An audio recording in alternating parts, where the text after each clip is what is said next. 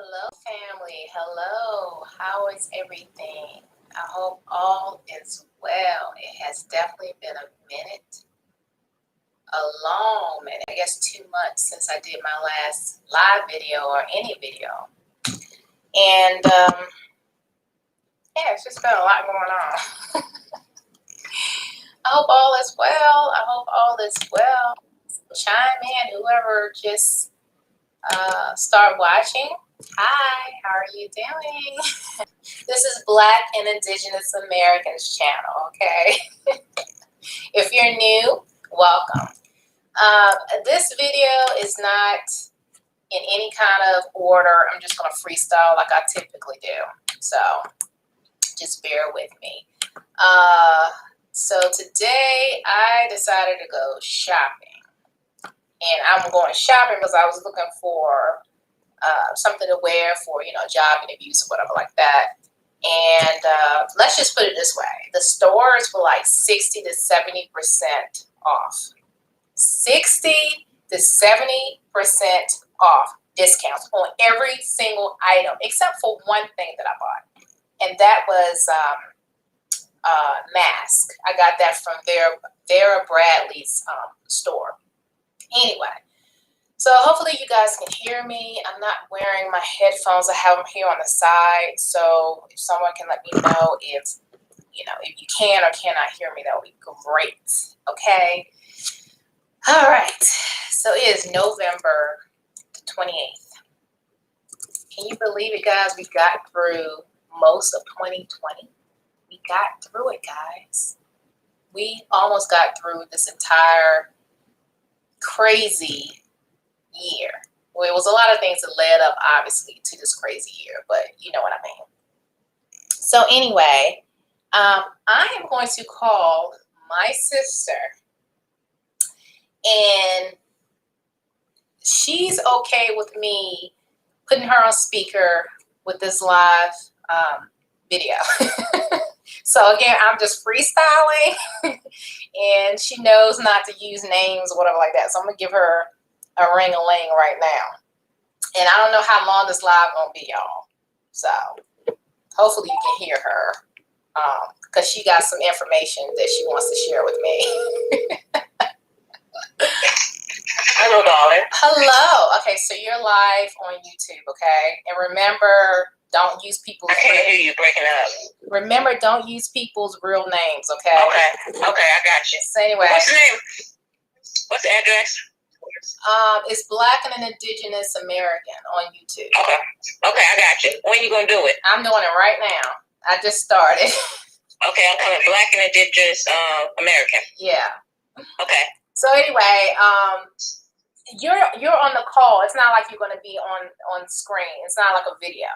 So I have you on speaker now, so whoever's watching this can hear you talking. Okay. Oh, okay. Hi, everybody. How you doing? Hello. Hopefully you guys can hear her. So anyway, I was just telling them real quick that I just finished going to the store and taking advantage of 60 to 70% off discounts, deep discounts. Okay. So that's all I've said so far in this video. Now, while you were texting me, I was like getting everything organized and disinfecting. And there's this guy here who may or may not cut me off as far as electricity, because he's doing something outside. So bear with me. Okay. So anyway, let me give everybody the background story, okay? I have two cousins. Well, we have two cousins, right? These two cousins are known for keeping a lot of drama going on. And without getting into too much detail, one of the cousins ran back and put together some story to piss off another cousin. And another cousin posted on social media that I take care of mine, meaning her children, and if you cross them, she will put you in the ground and you'll be sniffing daisies. Pretty much just saying that I don't care if I don't care if you're family or anything like that. It don't matter, because if you come from mine, I'm coming for you, right? So anyway, the cousin that went back and told some BS. All right, Poochie, you go ahead and continue the conversation. Okay, well, the story is like this. The cousin that went back and told the BS, got her ass whooped by her own daughter. So karma came back very, very quick. Okay, let me clear something up real quick. Okay, the cousin that like to go around and create drama. She got a whole lot of drama in her own life. She's a beautiful woman, but for whatever reason, she has an ugly attitude and an ugly energy about her. And very beautiful. Very beautiful. I mean, she is gorgeous, but she has a funky attitude. And so she has adult, I guess the youngest one is about to be an adult. I guess she's 18, 19, whatever. But the point is, she is another version of her. Okay. Yeah. And so they've had back and forth issues. I don't know the details because I don't stay in their business. But apparently, this particular daughter lashed out at this cousin, which is her mother. And something went down during the holiday, the past, I guess, day or two. And apparently this is supposed to be hush hush or whatever. But my sister right now is about to give me the down low on what she heard that happened. Because again, this cousin is known for keeping a lot of mess going on. And her own daughter came after her physically, like WWF UFC style. And so anyway, go ahead, Poochie. Okay, yeah, we really don't know the whole story, but yes, it's called karma. We don't know the whole story, but the daughter is obviously going through a domestic violence situation, and she's on edge right now. So her and her mother are just alike. So whatever her mother did to her, she took it out on her mother and lounged at her mother, and her mother body slammed her. So once her mother body slammed her, she got up like an Incredible Hulk, and it took about 5 and 6 of my aunts and uncles to pull her off of her. So that's how that went down. And, you know, after her starting all this, yes, about my situation, it seemed like it just came back to her that quick. So, you know, you can't just go around causing trouble and think it's not going to find you. You know what I mean? So that just goes to show you that, you know, you need to mind your own business and try to take care of your own before you try to take care of somebody else's. Yeah.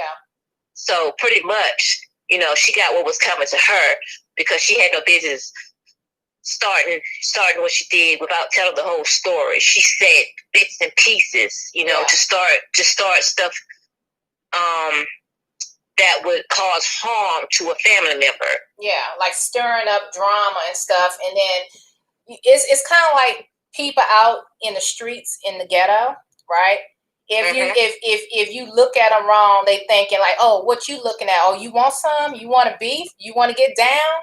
But this is in the family, and we have a very big family, and this is a first cousin. Okay, the first cousin that got karma dealt with her by her own daughter. This is the one that's supposed to be, you know, really close to us. Like we're first cousins. The other cousin is a second cousin, I believe.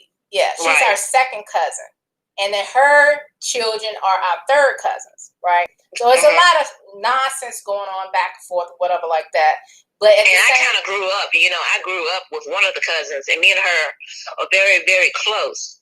But somehow, since all this confusion is going on, she's, you know, I can see things that, you know, you can see through little, you can get little clues and stuff to see when people are not, you know, on your side, when they're not liking your Facebook quotes and stuff. You can kind of see them, like, you know, you post something positive or whatever, they don't post on it. But you see them post on everybody else's stuff. So it's kind of like they're sitting back watching you, but they're not posting. So me being me, I'm not going to unfriend you. I want you to see everything that I'm posting, but I'm not going to even like your post because you're not liking mine. But I want you to see how good I'm going, how good I'm doing. You know what I mean? Yeah. And let me just say something real quick. Hi, Stanford Douglas. He just said hello. So hi, how are you? Thanks for joining. Okay, so hi, how are you? My sister says hello. Okay, so just an FYI, guys, my sister and I, we're pretty much on the same page when it comes to not feeding into negativity, right? Right, so right. And it finds me every time. Yeah, and the thing is like one thing I've learned over the years, and she also is learning, is that you have to focus on gratitude. You have to focus on just being thankful for what you have and not putting all your business on social media. Okay. Right.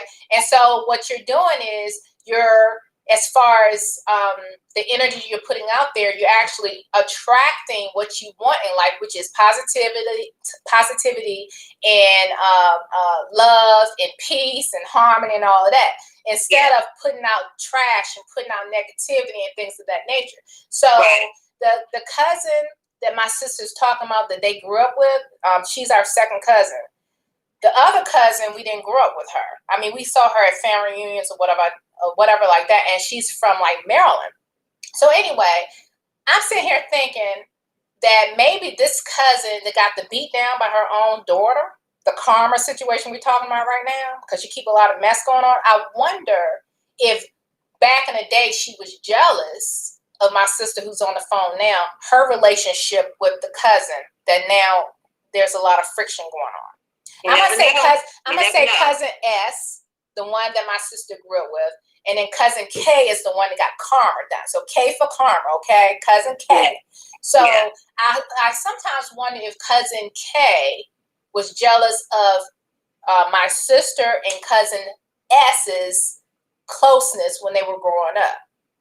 And see, the thing about it is, me and cousin S were very close. So for her to get on Facebook and talk all that stuff indirectly towards me and my son, it's not called for. You know me. You can pick up the phone or you can even text me and say, look, what's going on? You know, when something happened before, you text me and say, look, what we going to do? What's going on? But now it's like you have all this animosity built up into you and you don't know what to do. It's like you're taking you just like you're taking up for whatever was going on. I'm doing the same thing for me. Okay, so, let me give them a little bit more background. My sister has a child and cousin S has a child. And cousin S's child and my sister's child, they have some friction going on. Okay? So obviously, each mama is going to look out for their child and the best interest of their child, right? So cousin S's child, unfortunately, he's a brat. Let's just put it that way. Narcissistic. He's narcissistic and he's a brat. And he has this mentality that the world revolves around him. Okay? He starts stuff and then he sits back like, I didn't do anything. Where did it come from? Seeds of manipulation. Like, for instance, if I said, this mask is blue, he was like, well, how do you know it's blue? Right. And it's yellow, but just because you only see that it's blue, that don't mean that it's not yellow. Right. And then he has a mother that's just like him. So his mother, when she was growing up, she got what she wanted. She was a spoiled brat. So, like mother, like son. But at the same time, you can't, you know, whenever your son, whatever her son tells her, she believes. So she's still not mature enough to know that when her son comes to run into her about these different stories, that you can't believe everything that your son says. She just believes whatever he says and go from there. I mean, she goes from 0 to 100 in 20 seconds about her children, which I understand that, but you got to realize your kids can lie to you too. Well, also the issue is, regardless of what he says that's right or wrong, she gonna ride along with him because she has the same mentality. Yes. She has been brought up in an environment where whatever she wants, she gets. She was a daddy's girl, and daddy worked for law enforcement. He's no longer with us now. But I guess in their mind, they're thinking, okay, my daddy has status, so we can do what the hell we want to do because at the end of the day, the law's on our side. Right. So it's almost like that mentality, like that particular branch of my family, they stick their noses up at the rest of the relatives. And it's almost like cousin S has a brother. Yes. And without airing out his mess, he had to pull time for his mess. I'm gonna air it out. He's a sex predator. Okay. Well, he was messing with women. He was messing with these girls. He was taking care of at a facility. He was dealing with these girls and messing with these girls, and one of them got pregnant. That's what happened. Okay, well, I didn't say that. My sister said that, but what I'm saying is, hold on for a second, because hold on for a second, okay? Hold on. Yeah, hold on. Just seeing who's coming in. Yeah, sure. Yeah. I'm done here on that. So. Okay. Is the electricity going to go out or anything? Because I have this video. Everything's live right now. Oh man, no. Okay. All good. I'm going to close that and put your picture back on. Okay, great. Thank you, my dear. Thank you. And I can put the picture up. Yeah. I will. Okay, great. I'll put my picture on there now. Oh, okay. Part of the landscape. Thank you, my dear. Thank you. My pleasure. All right, I'm going to end up turning the lights on outside. So I'll be right back, guys. Okay. Well, thank you very much. Absolutely. My pleasure. Okay.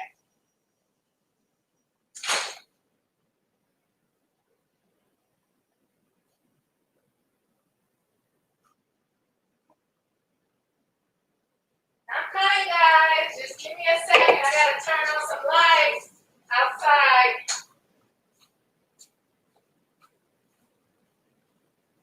I'll be back in 1 minute.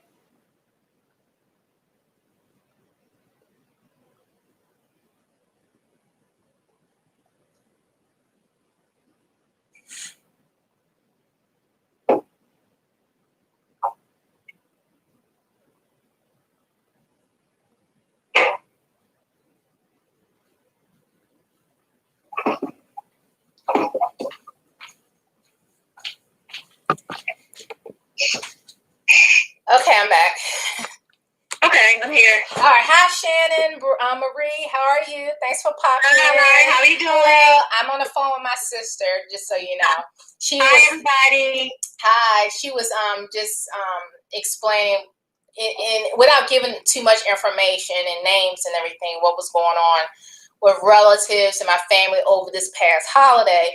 I did not participate in any holiday stuff. I stayed my butt at the house, but this is what we've been hearing. So anyway, Cousin S that grew up with my sister, she has a relative who had to pull time. Now, I'm mentioning that because this is the family branch that you never hear anything about them. You hear everything about everybody else but them. Go ahead, Poochie. Very classy, uppity. Nobody talks about him anymore. It's like he's just been closed off. It's like, it seems to me like people are scared to even say his name. You know, I don't know whether it has anything to do with his mother, because his mother is like this colonel in the army, and she has a PhD and doctorate and stuff. And I don't know if that makes it look even better or whatever. But at the same time, your son is a sex predator, which is kind of, you know, effed up. But at the same time, everybody's keeping it like it doesn't even exist in our family. So, you know, that's the type of shit that we're dealing with. Yeah.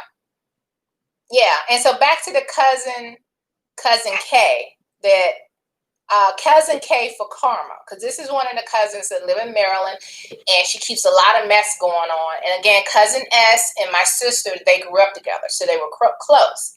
Now cousin S has a child, and my sister has a child, and those two, they've been having issues. Okay, so cousin K apparently overheard something during the holiday that had nothing to do with her, and she twisted it, called cousin S, and then cousin S got pissed off and posted something on Facebook talking about, I don't care who it is, I'm going to take care of mine, and if it's family or whoever. How did it go, Poochie? Oh, it went like this. It was, you stupid ass ignorant boy. I don't give a damn who it is, whether it's family, blase, blase, blase, whether you're a woman, man. Oh, she threw gay in there too, so you know who she was talking about. Gay, straight, blah, blah, blah, blah, blah, blah, blah. She just went on and on. If you come fucking with mine, you can be talking to Jesus and pulling up daisies and stuff. And then she said some stuff that I had posted on my page, but she indirectly turned it around so, I can know she was talking. I can know that she was referring to me. So pretty much she was saying she would kill my son if my son went after her son, pretty much. But I'm here to tell you, I am not the one to be playing with when it comes to mine, just like she's not to be played with when it comes to hers. So, bow down. Okay, this is what I want to add, guys. My sister and I, along with my mother, more so my mama, our mother is ready to go after people, okay? She is already on that level where all you got to say is win. Right. And my sister and I, for years, we've always tried to play nice. We always wanted the best for people. I'm still trying to play nice. We're trying to play nice. We want the best, especially when you're family, your blood. We want the best for you. But I'm telling you right now, my mother is ready to get down and get dirty without lifting a finger. If you know what I'm talking about. Yes, but I haven't even told Mama yet. But see, that's what I'm saying. I haven't told her because I know she'd be over there all fidgety and wearing and calling the calling D or whatever. But yeah, ain't nobody have time for that. So what I'm saying is, guys, I'm all about law of attraction, burning my candles and burning sage and meditation. Okay, I'm all for that. But then there's a line. And that line is, if you come from mine, all I got to do is unleash somebody, not just me, and what my power is. All I got to do is unleash those who are ready to get down and dirty. That's it. And I don't want to do anything that will cause harm, because I'm the type, I would want to shield myself, shield my aura, shield my loved ones, my intermediate family, people I'm close with, shield them in our aura from the nonsense. So eventually, whatever low vibrational negative energy will get so tired and bored because they're not getting through that they will go somewhere else. Right. That's pretty much where I am right now. That's pretty much where my sister is right now. My mama.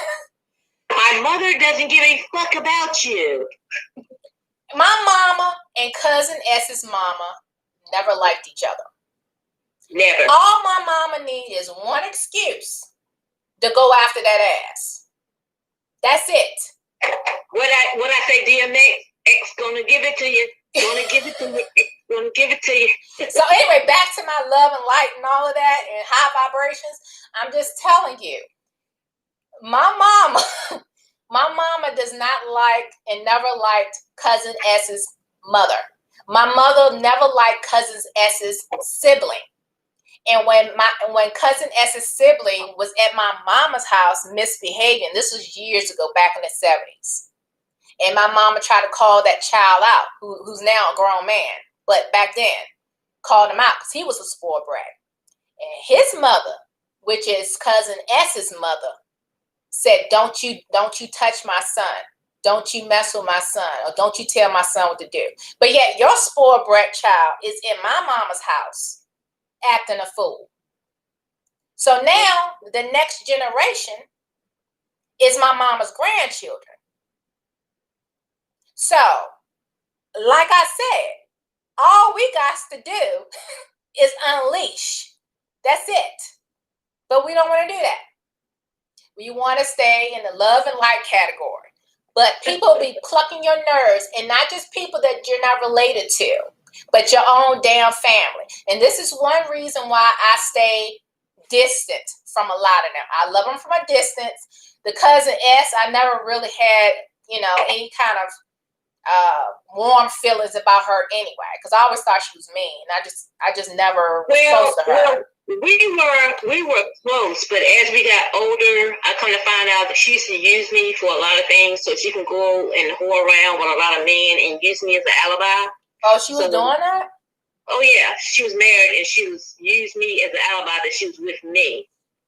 And her dad would call me and be like, "Can he speak to her?" And I'd be like, "She's not here." So he would be like, "Well, you need to get," and then the mother would call me and be like, "Where is she at?" "I don't know where she at." "Well, you need to tell her to get her butt home now."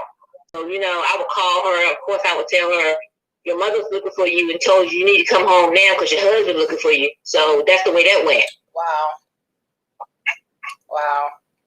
So all I'm saying is, guys, my sister and I, we're definitely,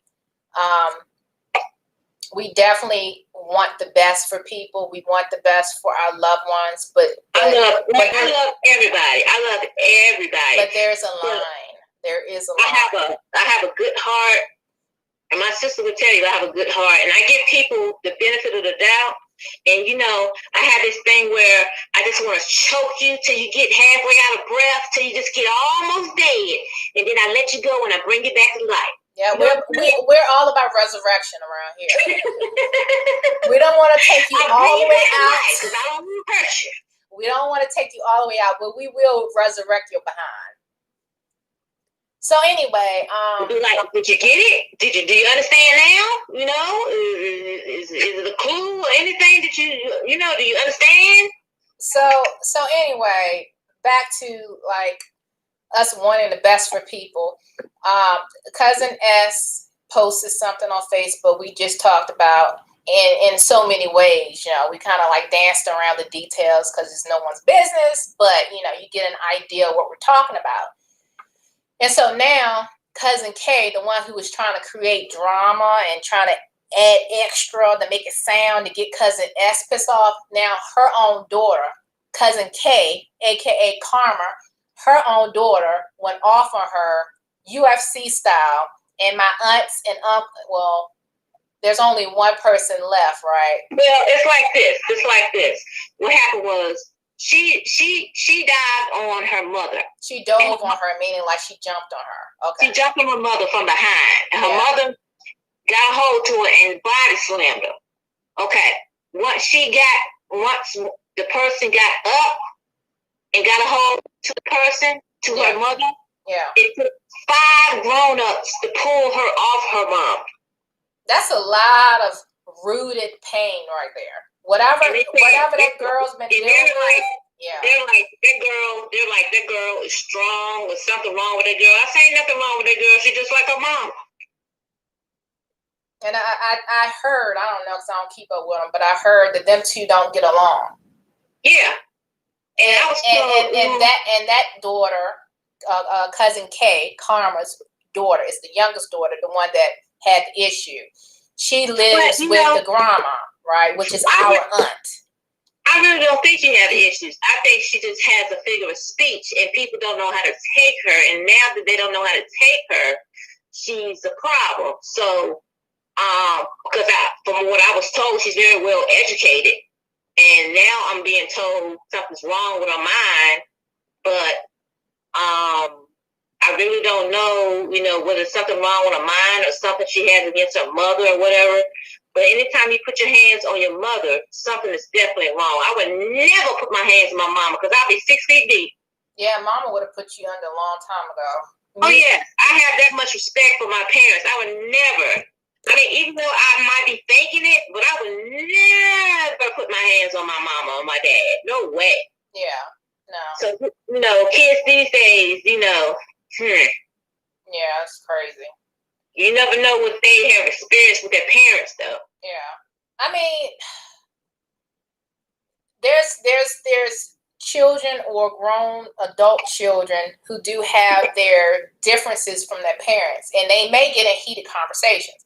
But but this whole physically jumping on your mother and beating her, that to me, especially if she's in her right mind, this is pent up pain that, for whatever reason, it just unleashed during a family function.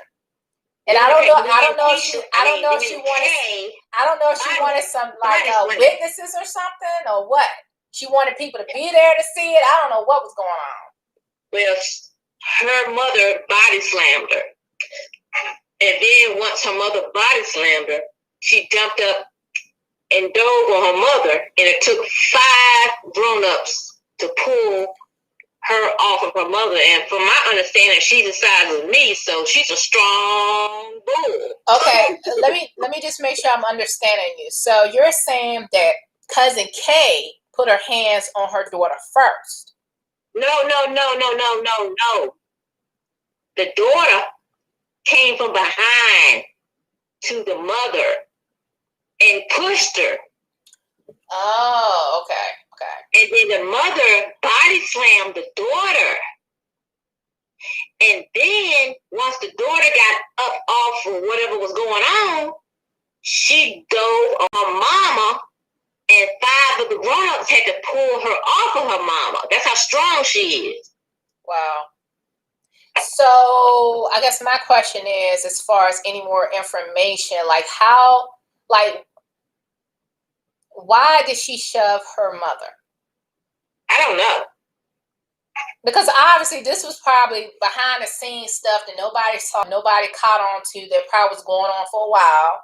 A lot of tit for tat going back and forth, maybe some sarcastic comments or whatever, or a look, or rolling the eyes or something like that. So we don't know the details. Well, I was told they don't get along anyway. And I know the reason why they don't get along, because they're just alike. Yeah, they're just alike. Yeah, they're just alike. And cousin Kay, like I said, I never really liked her. Like I said, she's gorgeous. She's a beautiful woman, but she has a funky attitude. And I just don't understand why she's so mean. I just don't. You never know what people go through. But then you have the cousin, her sister. We're going to call her cousin C. Or cousin, yeah, she's a K too, but we're going to say C. Cousin C. Maybe her half-sister, because I don't see the resemblance at all. Nothing there. So I didn't say that, but yes, I did. Yeah, I always assumed they were half-sisters, but whatever. But again, you have relatives that don't want to reveal the imperfections of their little small families. So now, apparently, we're supposed to believe that these 2 sisters are whole sisters and they don't have different daddies, but whatever. Don't look nothing like. Me and my sisters, me and my sisters look alike. I have 2 sisters. My sister that we're talking to now is my whole sister. We got the same parents. We got the same parents. My baby sister has a different father, but we look just alike. But my sister that I'm talking to now, and my younger sister, the one that has a different father than my sister on the phone with me now, they look alike. Yeah. They look like they got the same parents put up. Right. Exactly. But when you're talking about different people and stuff like that, and they don't look nothing alike, something is going on somewhere. It ain't that much genes in the world. It's total different. It's like total different. It's nothing like another situation with a family member. It's like day and night. Okay, you can't tell me they got the same daddy, but you want to sit up there and act like everything's cool and nanny and stuff. No, it's not, because you can't tell me they got the same daddy. Okay, so the sisters that I'm talking about, cousin K and cousin C are sisters. We believe they probably have different daddies, but whatever. But anyway, cousin C, totally different personality. Like, totally different. She's the cousin that I don't mind being around. Yeah, she may talk about your weight or whatever, but I saw a recent picture of her and she done put on weight, so it don't make me feel bad. You know what I mean? Really? Yeah. She's kind of on a swole side right now, but okay. But anyway, this cousin, again, her personality is very like bubbly, and she always wants people to come over. And her house is now kind of like the family house up in Maryland. She always want us to kind of get together and have like cookouts and stuff like that. She's that type of cousin. She loves family. She loves being around family. And I believe she's the cousin that always would kind of like bail her sister, cousin Kay, out of a lot of mess too. Yeah. Yeah, and again, I don't know the details of that particular side of the family, but I just know there are two sisters, one I can't stand, and the other one that I don't mind being around. Because she's like, hey, how you doing? Let's do this. And when I was little, I used to spend summers up there, and she would always pick me up, her and like 2 or 3 other cousins, and they would always kind of like take me shopping and go to the mall. And I was kind of on the spoiled side. So I know back then they probably was like, oh, she's so ungrateful. And I was. But I just remember those cousins, like they always like wanted me to be around and try to cheer me up and buy me stuff and do my hair and all that. But yeah, cousin Kay, cousin Carmen, the one that got jacked up by her own daughter during the holiday season, the past, what was it Thanksgiving? Yeah. So it was on Thanksgiving. Yep. Won't no Thanksgiving going on that day. It was repercussion, karma, and all of that stuff that day. And it's sad because I want to get on Facebook and say, X gonna give it to you. I'm gonna give it to you. X gonna give it to you. For real, DMX. Okay, let me say hello to the people Hold on, let me say hi to the people in the chat. Okay. Hi, Ari. How are you? You said I'm only 21. I am far from 21, but thank you. It's okay, baby. We all love here. It's all love, baby. It's all love. Hi, Winterful. Yes, you have caught me live, and you also have my sister over the phone. So hello, everyone. So sister said hello to Sensorful and Ari Ben. Are you gonna remember that? Yes. Okay. So anyway, on a lighter note, X gonna give it to him. X gonna give it to him. I can't wait to get off this live because I'm on Facebook and I'm gonna be like, X gonna give it to him. I'm gonna give it to him because guess what? Y'all are watching. Yes. Keep watching. Reap what you sow, baby. Reap what you sow. You better reap wonderfulness and thanksgiving and gratitude and respect, because then that's what you'll get back. But if you don't reap that, ribbity reap, you're going to reap something that you don't want. It is what it is. It is what it is, baby. As I sip my tea. So anyway, on a lighter note, this was several weeks ago, guys. And my sister will give you the whole long drawn story about it. But my sister, when someone treats her, like hurts her feelings, she really gets upset. And so she'll like call me sometimes and, I'll talk her into knowing that this person doesn't have power over her and whatever. So the sister I'm talking to now, she's going to tell you what went down with this one coworker that's been plucking her nerves. Oh, yeah. Okay? Now, before she gets into it, again, let me just explain to you guys that myself and the sister on the phone right now, we, again, want the best for everybody. And we want people to have a sense of worth and self-esteem and all of that. And then that way, you don't bring that to the job. You don't bring that into the grocery stores. You're not snapping at people and stuff like that. So we want the best for you, okay? Because we don't want to deal with you for 8 hours. So anyway, my sister called, text, or maybe private messaged me upset about this one coworker that's been plucking her nerves and being mean and very high schoolish. When you're in high school, you have this mean girl that like to trip you up or, start rumors about you to hurt your feelings because they're insecure. Okay. But another thing is on the spiritual level,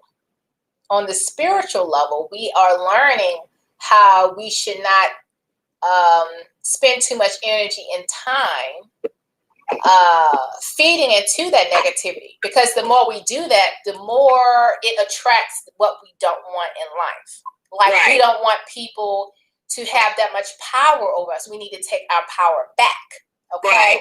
And so when you sit back and observe, okay, after you did your meditation and burning sage and burning candles or calling on or invoking whatever, Right. sit back and watch what happens. Right. So anyway, sister, you go ahead and give them the story and how it all worked out. Okay. Remember, give them. I like to ramble. I like to ramble a little bit. So if I get off topic, just hold on. Okay. So this particular morning, I was sitting in a day area because I'm a CNA and I take care of elderly people. And so here comes this girl in there, and I hadn't seen her in a while, and I know she had been talking about me before. So I'm not going to speak to you. You're the one coming in the room, so you should speak to everybody first. That's what my mama said. If you enter a room, you speak first. So she didn't say anything. She acted like she didn't see me. So she sits there for about 5 minutes, and she was talking to everybody else besides me. And then she started talking to this other girl, and she goes, "Oh, that right there is crazy as hell." Now, mind you, I'm right there listening. She think I'm really that crazy. I don't know what the hell going on. So I said, okay. I act like I didn't even hear it. I kept on scrolling on my phone. So then she says, yeah, she does better on third shift than she does first. I said, okay. Then all of a sudden she says, oh, hey, Antoinette. Yeah, my name is Antoinette. I don't care if y'all know my name. She said, I didn't know that was you.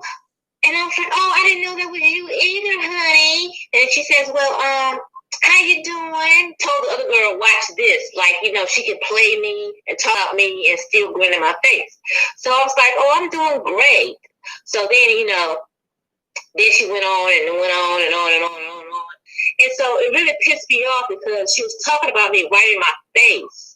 Like, I was so crazy enough not to know that she was belittling me in my own face. So it really made me so upset that I had to call my sister, which is the one you're talking to now. She always knows the right things to say. And, we have a case of this elderly lady where she would never pick up the case.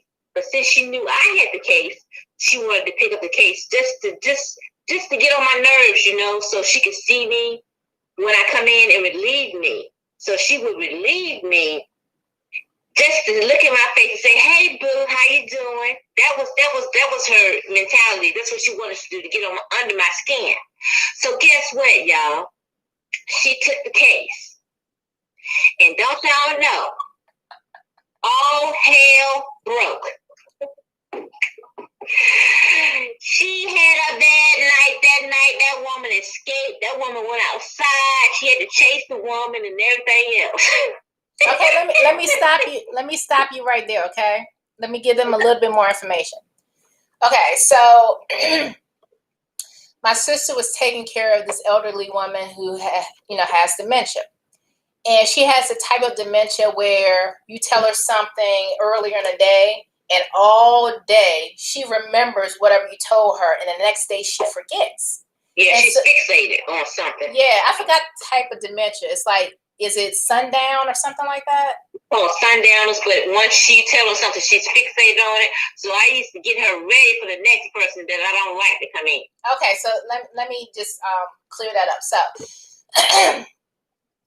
this particular patient is it New Jersey or New York City?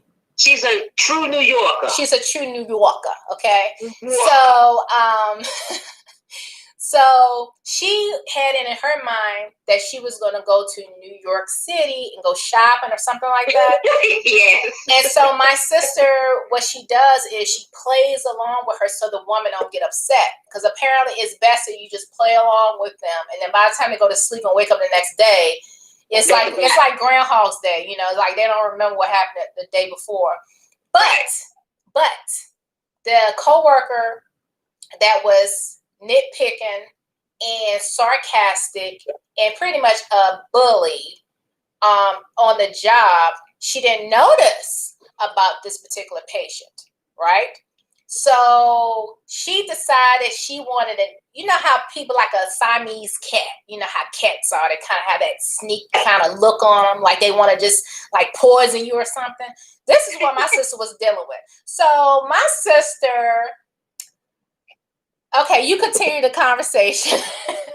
So I pretty much fucked up the situation and got her started. She got the lady started. Let's go shopping. When I found out who was working, it was her. I found out who was working. I said, we're going to New York City. We shopping. Once you put that in their head, that's all they going to do. So when she came into work, she had a hell of a night. So she did not do no sleeping. All she did was pack to go to New York City, and she gave her a rude awakening all night long. So based on the conversation that Poochie told me, she pretty much was like, this woman had it in her head that she was going to New York City right before my sister was about to clock out and go home, which was in the morning time, like 7 o'clock or something like that. But in the meantime, the nitpicking coworker decided that she was going to take the day shift just to get on my sister's nerves, okay? Yeah.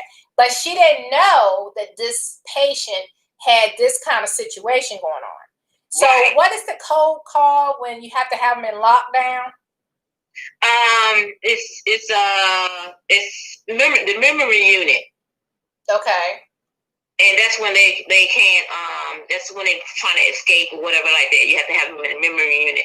So she's trying to leave and pack up and all kinds of shit to go to New York City.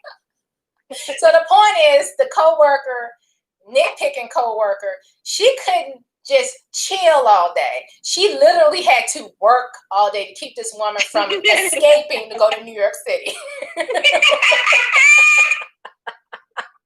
And that is a long, and this woman, I think she was crying, was she hollering, kicking and screaming? She also watches the clock. And the clock. She's all about the clock. So my sister, she figured out, okay, well, what we gonna do is we gonna take the batteries out of this clock. So this woman, okay, you tell her the story about the clock. Okay, with the clock, right? Okay, there's a clock, and she watches the clock. For some reason, she thinks the clock is a bomb. So she sits there and she counts down. It could be like 7:42. And then it goes to 7:43. And she's like, it's getting hotter. It's getting hotter. What am I going to do? What am I going to do? So what I would do is go, when she's not looking, take the motherfucking batteries out of the damn clock. That's what I do. And she don't see it no more till I leave and put the batteries back in. But nitpicking coworker didn't know nothing about that. The bitch didn't know, but she ain't coming for her ass. So that's another thing that karma does. Because if you coming after people that don't have nothing ill to say about you, they want the best for you, but yet you're so jealous or whatever, and you're a bully, this is what happens. Okay, continue the story. Oh, then the thing about it is, so then all of a sudden, she got out of the memory unit because somebody was coming to see somebody, and she walked on out. And then, you can't just grab them like that because that's abuse. So you got to follow behind them. So she got outside, y'all, and she didn't come back in for another 4 hours. So they was out there trying to convince her to come back in. And she told me she's going to New York City and she waiting on her damn driver. She was waiting on her driver, y'all. So this is all day, y'all. All day trying to talk this woman with dementia who thinks she's going to New York City and there's a bomb about to go off all day to get her back in the facility. In the front entrance of the rest home, waiting on her driver, because she used to having a driver, waiting on her driver, Tom. She know his name now, Tom. Waiting on Tom to come pick her up, and they could not get that woman to go back in and stay their life. Oh my God, when you told me that, Poochie, you was like, karma is a bee. Keep effing with me. Shit, that's what you fucking get for fucking with the boss. No, you want to act cute. You want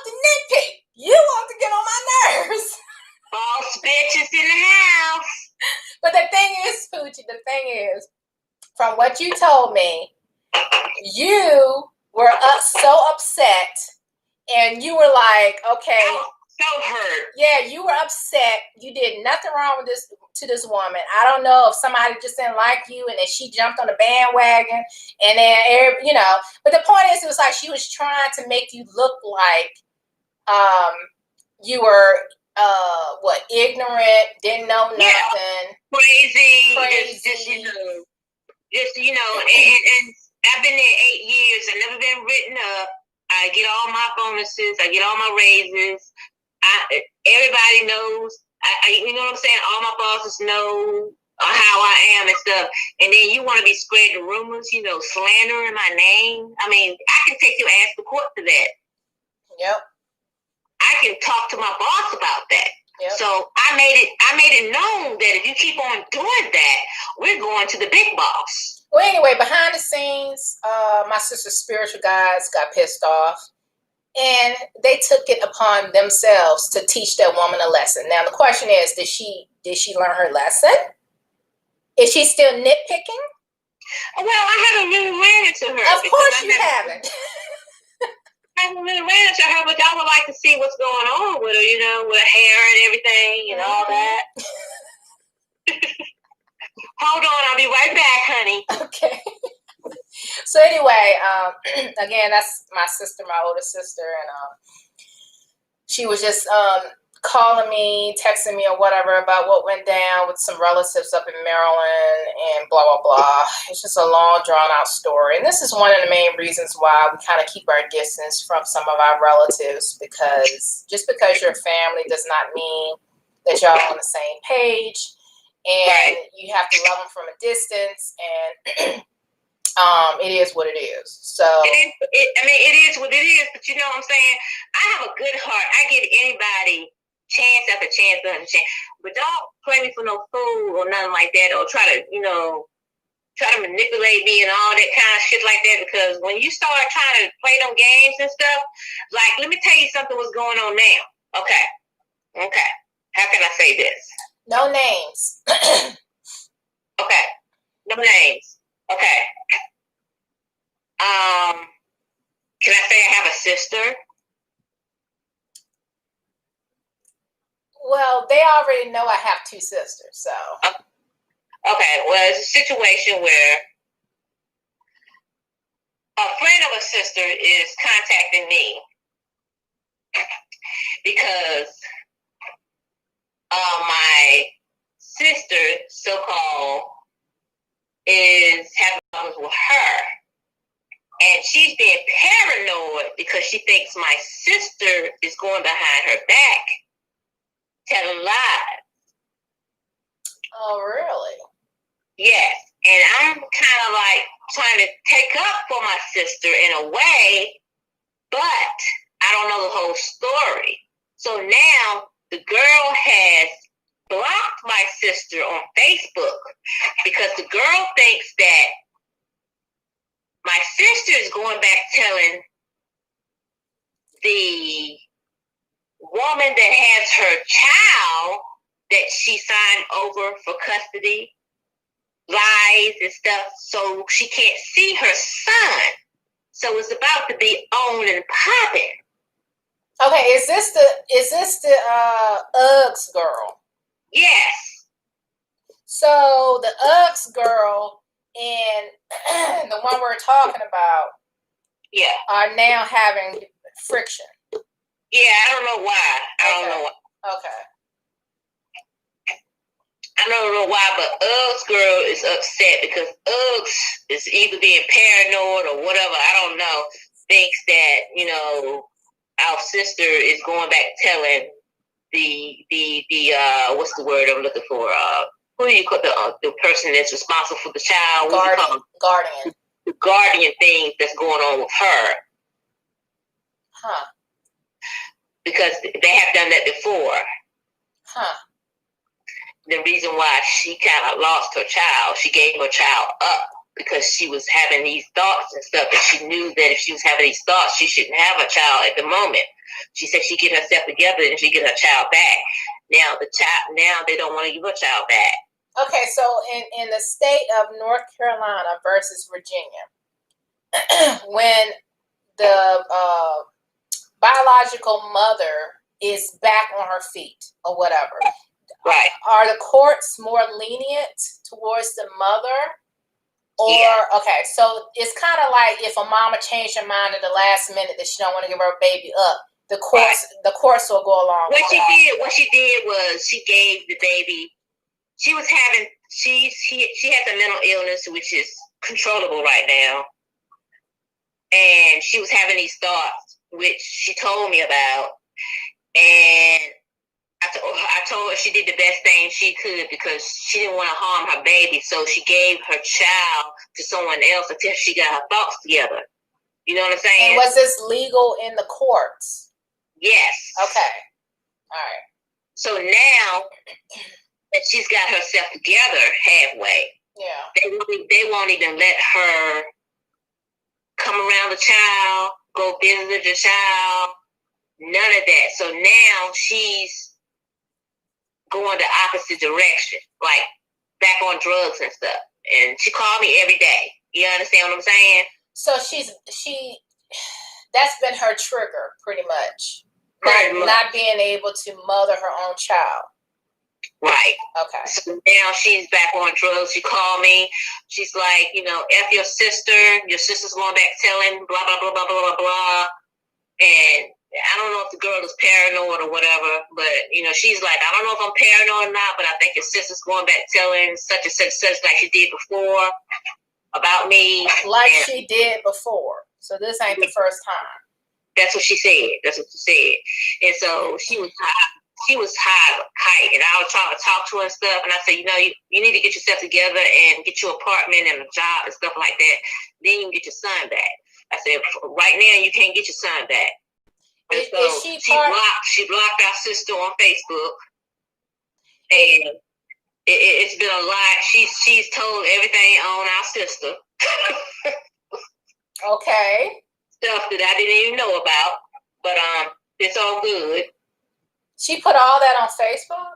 Like no. Public? She told me a lot of stuff about stuff that I didn't know about our sister. Okay, well. That's another hurdle right there. The other sister that we're talking about. Nothing surprises me. Yeah. So, but anyway, like I was telling her, I'm saying, you got to get yourself together and you can't worry about nobody else. Yeah. What this fool told me? What? I'm saving up my buying money because I'm about to go down there and whoop her ass. You know what I told her? I said, you's a stupid motherfucker. That's what I said. You's a stupid. No, I'm not. But you know what this fool had the nerve to say? What? And I left it like this. Well, every judge wants their child with their mother, and I got a plan. And I said, so what's your plan? Check this out, Mona. You know what she said her plan is? What? I got land down in Roxborough, and I'm about to open up a multi-business marijuana business, and I'm gonna tell the judge that, and this. I said, you gonna tell who that? She's gonna tell the judge that she's gonna open up a business in the marijuana industry. And you know what I told her? I said, you gonna tell who that? She said, she got mad when I said it. I said, you gonna tell who that? I said, no, you cannot tell the judge that because it's illegal here. Well, it's about to be legal, poo. Okay, so in the state of North Carolina, they still saying that marijuana is illegal. Right. Okay, I know I think in Maryland, if she can get property up there, yeah, then she could probably open up a business or something. I don't know if it's medicinal or just recreational or both. I think in DC it's both, but like you said, she can't say that to a judge in a state that sees it as illegal and thinks she's gonna get her child back. I told her that, but she got mad at me. She's like, well, that's what you say, but I know what the law says about they want their children with that child. And I was like, okay, but the thing about it is you can't go talking like that, even though she does have land. And that's what once they legalize it, she's planning on doing like a marijuana type of thing or whatever. Yeah. However they do. Yeah. And But you cannot go telling a judge that when everything's illegal here. And you can't be telling a judge that knows your history or rap sheet or whatever. You have a struggle that you're dealing with. Exactly. That's what I told her stupid ass. But she's like, "Pooh, I don't want to hear that." I said, "Well, damn, I'm trying to tell you some shit that you should know, because you can't go in front of no judge and say no crazy shit like that." And she unfortunately fits the stereotype: single black mother with nothing, X, Y, and Z, on drugs. So obviously they're gonna look at her like a joke. Exactly. So what you're gonna do is you're gonna look stupid in front of the judge if you say that. Well, that's what I told her, and she got mad at me. She's like, "Well, I know the law. They want the kids with their mama." I said, "Okay." Well, step one is for her to be clean for X amount of months. I don't know what the law is in North Carolina. I don't know if they say you have to be clean for 6 months or a year. But first of all, she gotta get clean. The girl is not clean. She's clean. Okay. The girl has been on heroin, crack. She's not doing that anymore. She's on ecstasy pills. They think they didn't graduate just because they on ecstasy pills. I don't do nothing but X. What the fuck? That's a drug too.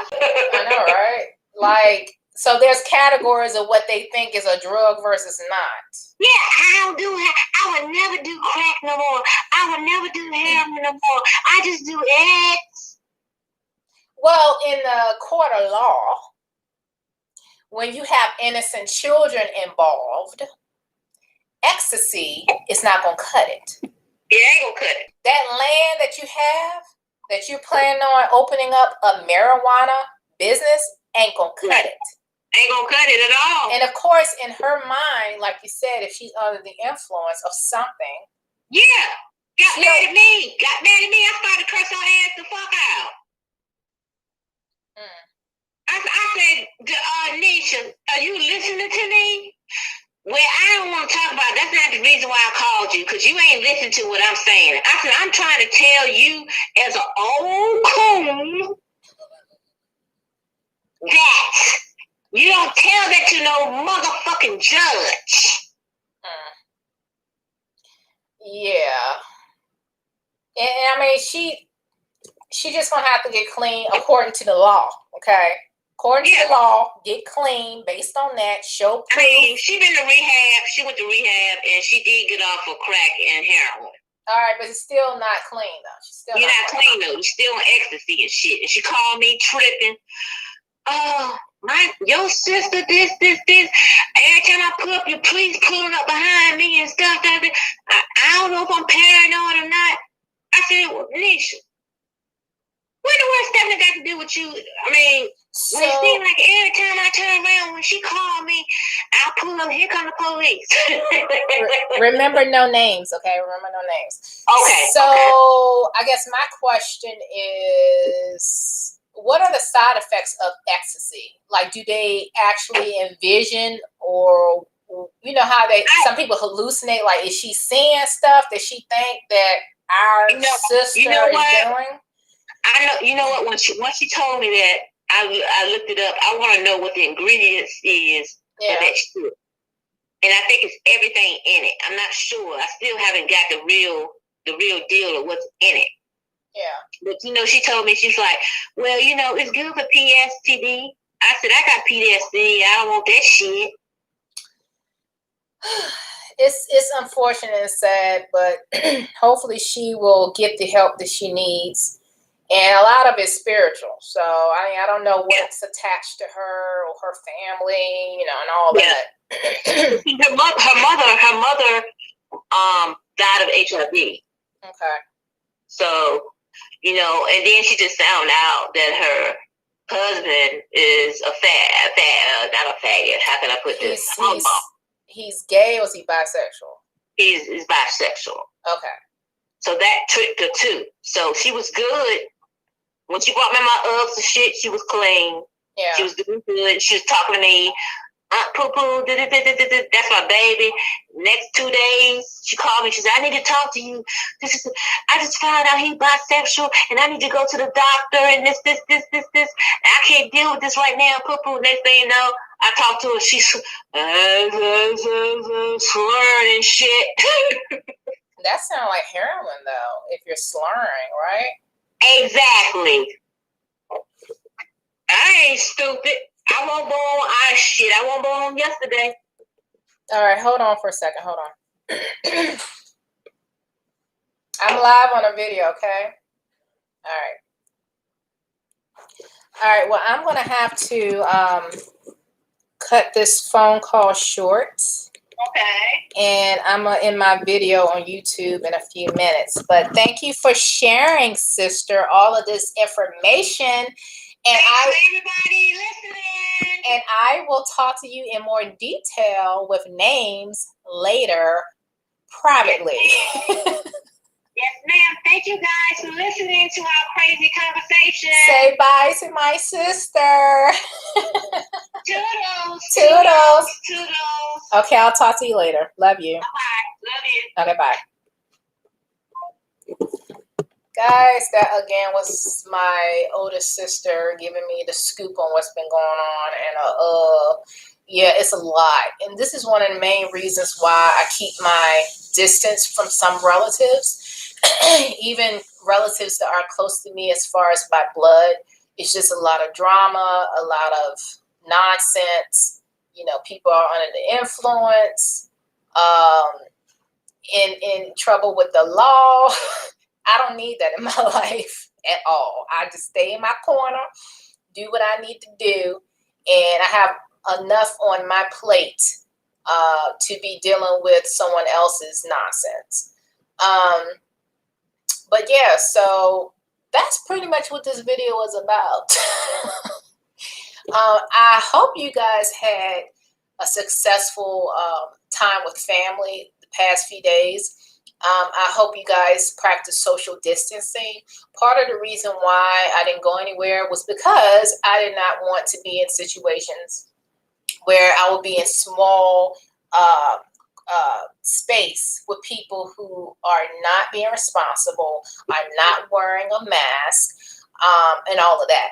And I did hear that a relative of mine had this whole dinner, and there were pictures floating around on Facebook, and nobody was wearing a mask.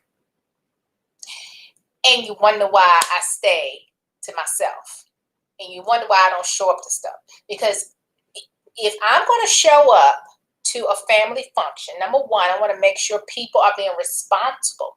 That means right now with the pandemic, you're wearing a mask, you know, social distancing, washing your hands, hand sanitizer, and all of that stuff, right? You also want to make sure you have enough space to social distance and not in a small closed room. Also, I don't want to be dealing with relatives that have issues with the law, right? I don't want to be in a space or a situation that law enforcement decides they want to knock the door down. I don't want to be in that kind of situation. So again, I keep my distance, and I just sit back and observe, and that's what I do. Let me see. Let me read some of these comments. Wincing first says, "Bye, sister. Better watch out, because once you get it, you can't give it back." Exactly. My mother's in-law, which is her cousin-in-law, about 4 months ago, she got diagnosed with COVID, the crown, and about a week or so ago, she got it again. And now she is in the hospital on a ventilator. And she's been there for about 2 weeks now.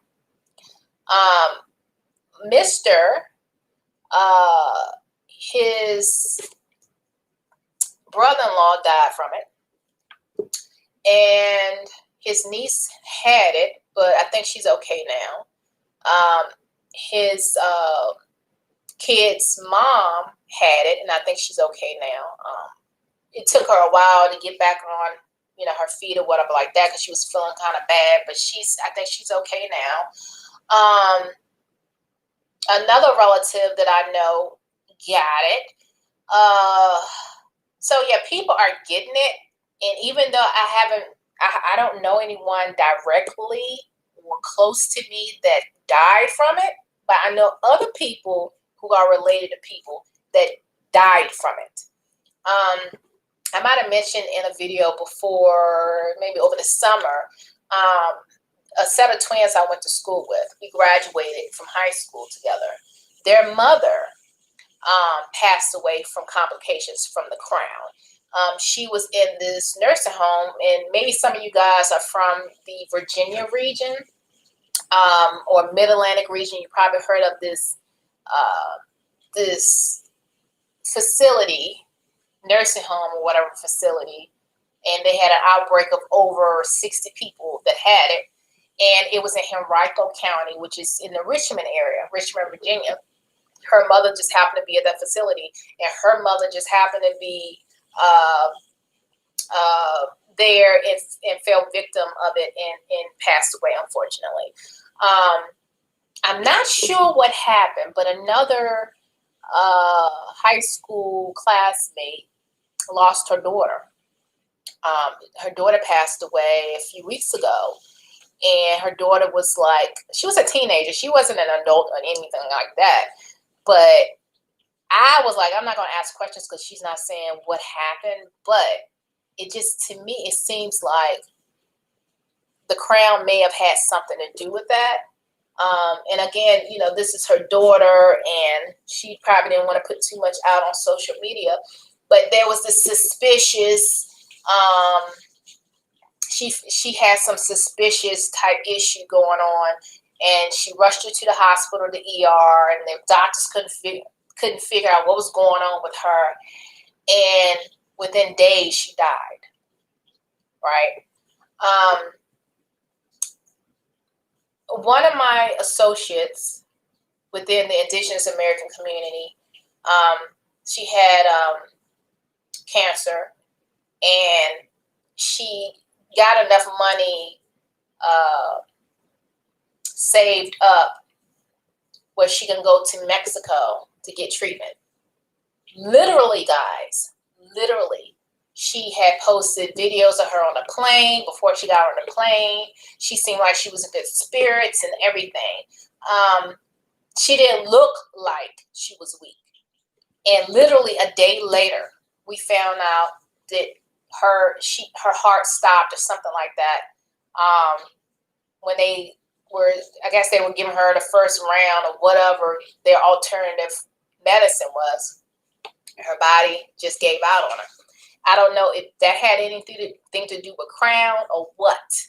I'm assuming, you know, her immune system was shot because, you know, she had a later stage of cancer.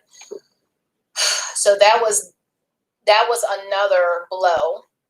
But there's so many people that have underlying conditions that may or may not have lost their lives because of the crown. I don't know. But it's not a joke.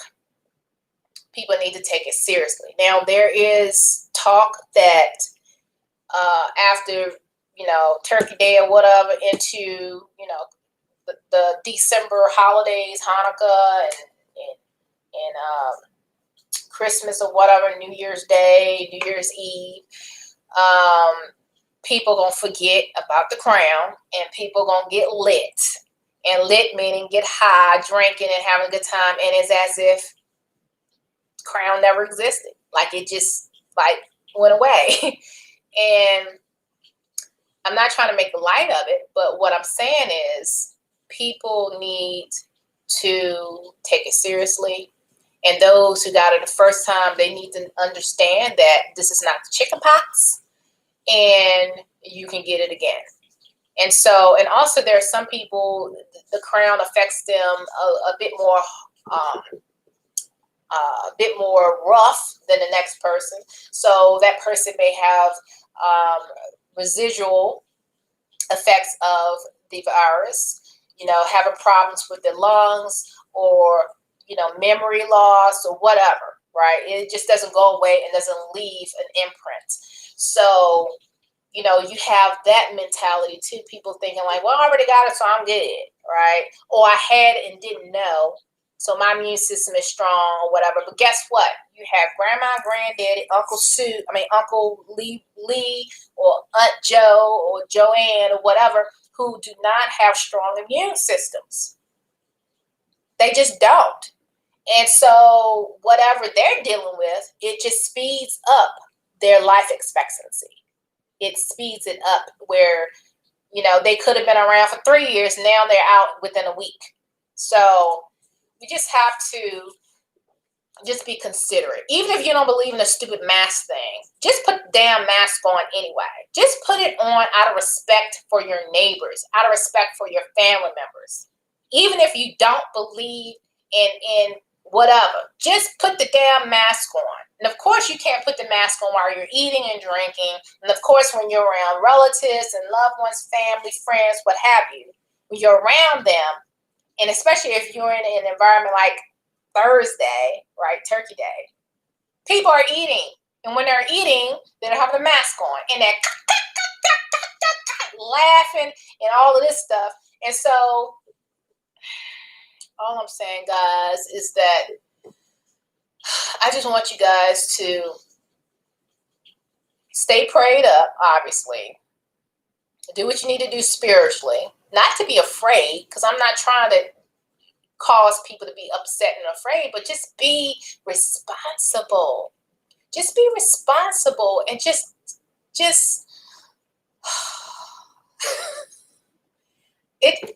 all I'm saying is just be responsible. Don't be fearful. Stay prayed up. Get you some Florida water, whatever, splash that on you. But I'm just saying, just do what you need to do. Wash your damn hands before you put something in your mouth or rub your eyes and nose. That's it.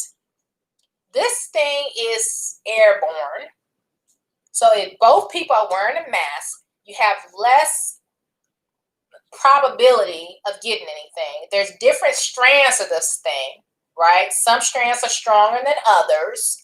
So just know that if you do what you need to do, then you can go on with your life and move on. But come holiday season and it's cold outside, who gonna sit outside in their folding chair when it's 30 degrees outside? No one. And if you go outside with a tent, you might as well be in the house because you're still in a enclosed area. When you have air circulating and all of that stuff, apparently that helps. But if you are in a tent and it's closed off, so y'all stay warm with the heater on and everything, you might as well just be inside. That's right, Winston Full. Wear the damn mask. Okay? Just wear the mask. Just wear the mask the proper way. Not with your nose still exposed. So you can protest or whatever you call yourself doing. Nose and mouth need to be covered. Okay? I went to visit some friends a few weeks ago, and in North Carolina, and long story short, I quarantined 2 weeks later. And apparently now you don't have to quarantine for 14 days. 7 days is good enough. But I'm like, you know what? I'm just going to do 14 days, call it a day, and be done with it. Yes, the mask is annoying when you have to wear it all the time, okay? You get hot. You don't really want to talk with the mask on because all of your breath is up in there, and it's like fogging up your glasses. It's uncomfortable. But at the same time, when you absolutely have to be around people, wear your mask. Just wear your mask. Sometimes I'll take mine and open it like that just to take a deep breath, but I close it back up, right? But yeah, cover your nose. Not just your nose, not just your mouth, but your nose. Okay? Just. Okay, and of course the election that happened a few weeks ago. The election.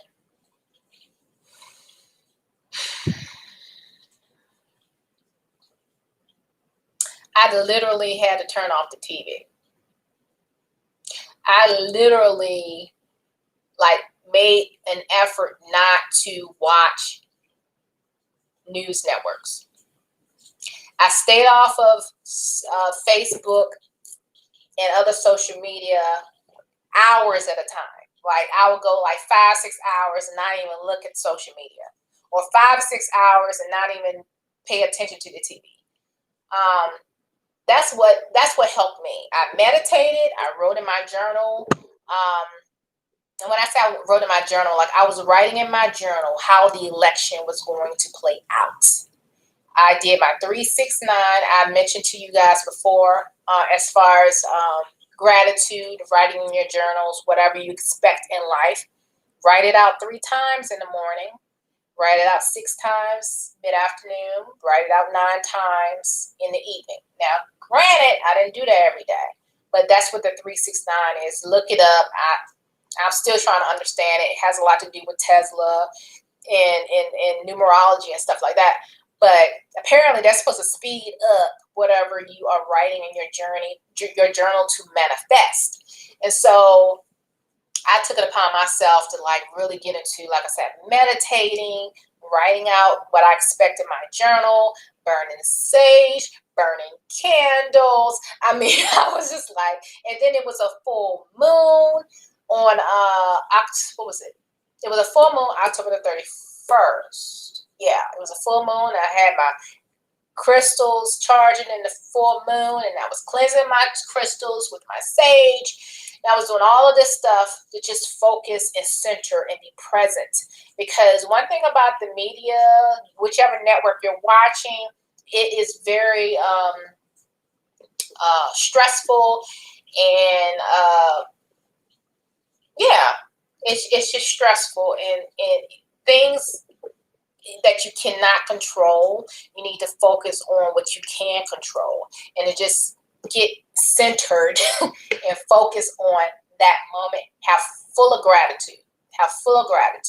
Focus on gratitude. Focus on how you're going to feel when the clown is no longer tap dancing in the TV or on TV every single day, being seen and getting a lot of attention. Narcissists expect the whole world to revolve around them, and for someone who is in a position of leadership, narcissists love that. And so right now, weeks later, it's almost like I'm ignoring all of the nonsense that don't even matter right now. We're moving forward. It is time to heal. Those who follow the Bible, there's a time for everything. The book of the Ecclesiastes, okay? Ecclesiastes, that book is full of a time for this and a time for that. And it's a time for this and it's a time for that. It's a time to tear down. It's a time to build back up. And so now it is time to heal. Things have, the scabs have been ripped off. The wounds need to heal, right? And so this is the time. This is the time. And even though this video started out with karma and all that, because that is reality, but at the same time, we need to focus on healing. Because when you don't focus on healing, on self-worth and all that stuff like that, you lash out. And the relative that I was talking to my sister about, cousin Kay, and her daughter, that's like a generational thing. Cousin Kay has always been mean and nasty, and I don't understand why, because she's not an unattractive person on the outside, but inside she is. And so it's just a time to heal, and hopefully her daughters or whatever will go through the process of healing. If not, then it's just going to fester. When Singerful says wear a better quality mask, yeah, do that too. As far as mask, if you can't breathe, apparently there's better masks that help you breathe better. Vaccines. I don't trust modern medicine, period. I never have. There will be vaccines. However, I am no one's guinea pig. And unfortunately, there would be people who are forced to take that vaccination for a job. I'm in a position where I'm going to sit back and I'm going to watch and I'm going to wait. And some people who are into like holistic healing and things of that nature, they suggest you get black charcoal, or what is it? Charcoal powder or supplements.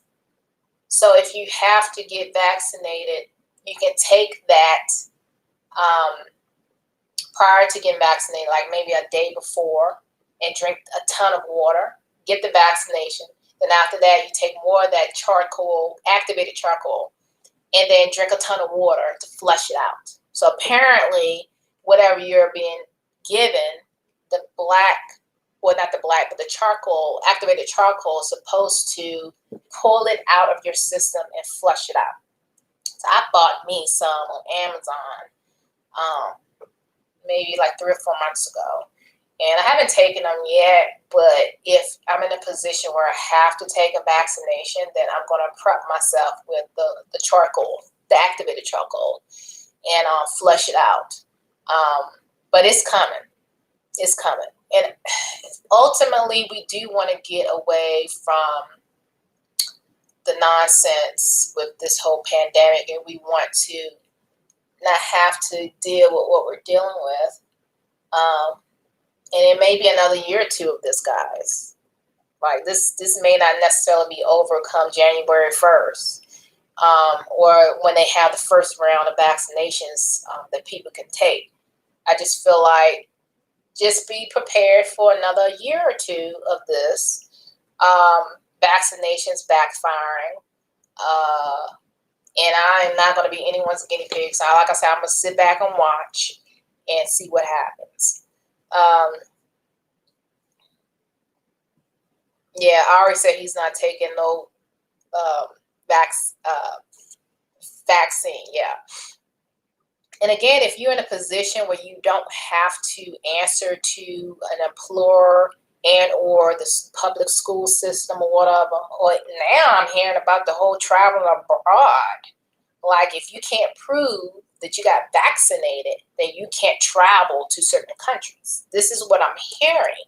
That may possibly be a way to control people and to get people to get vaccinated.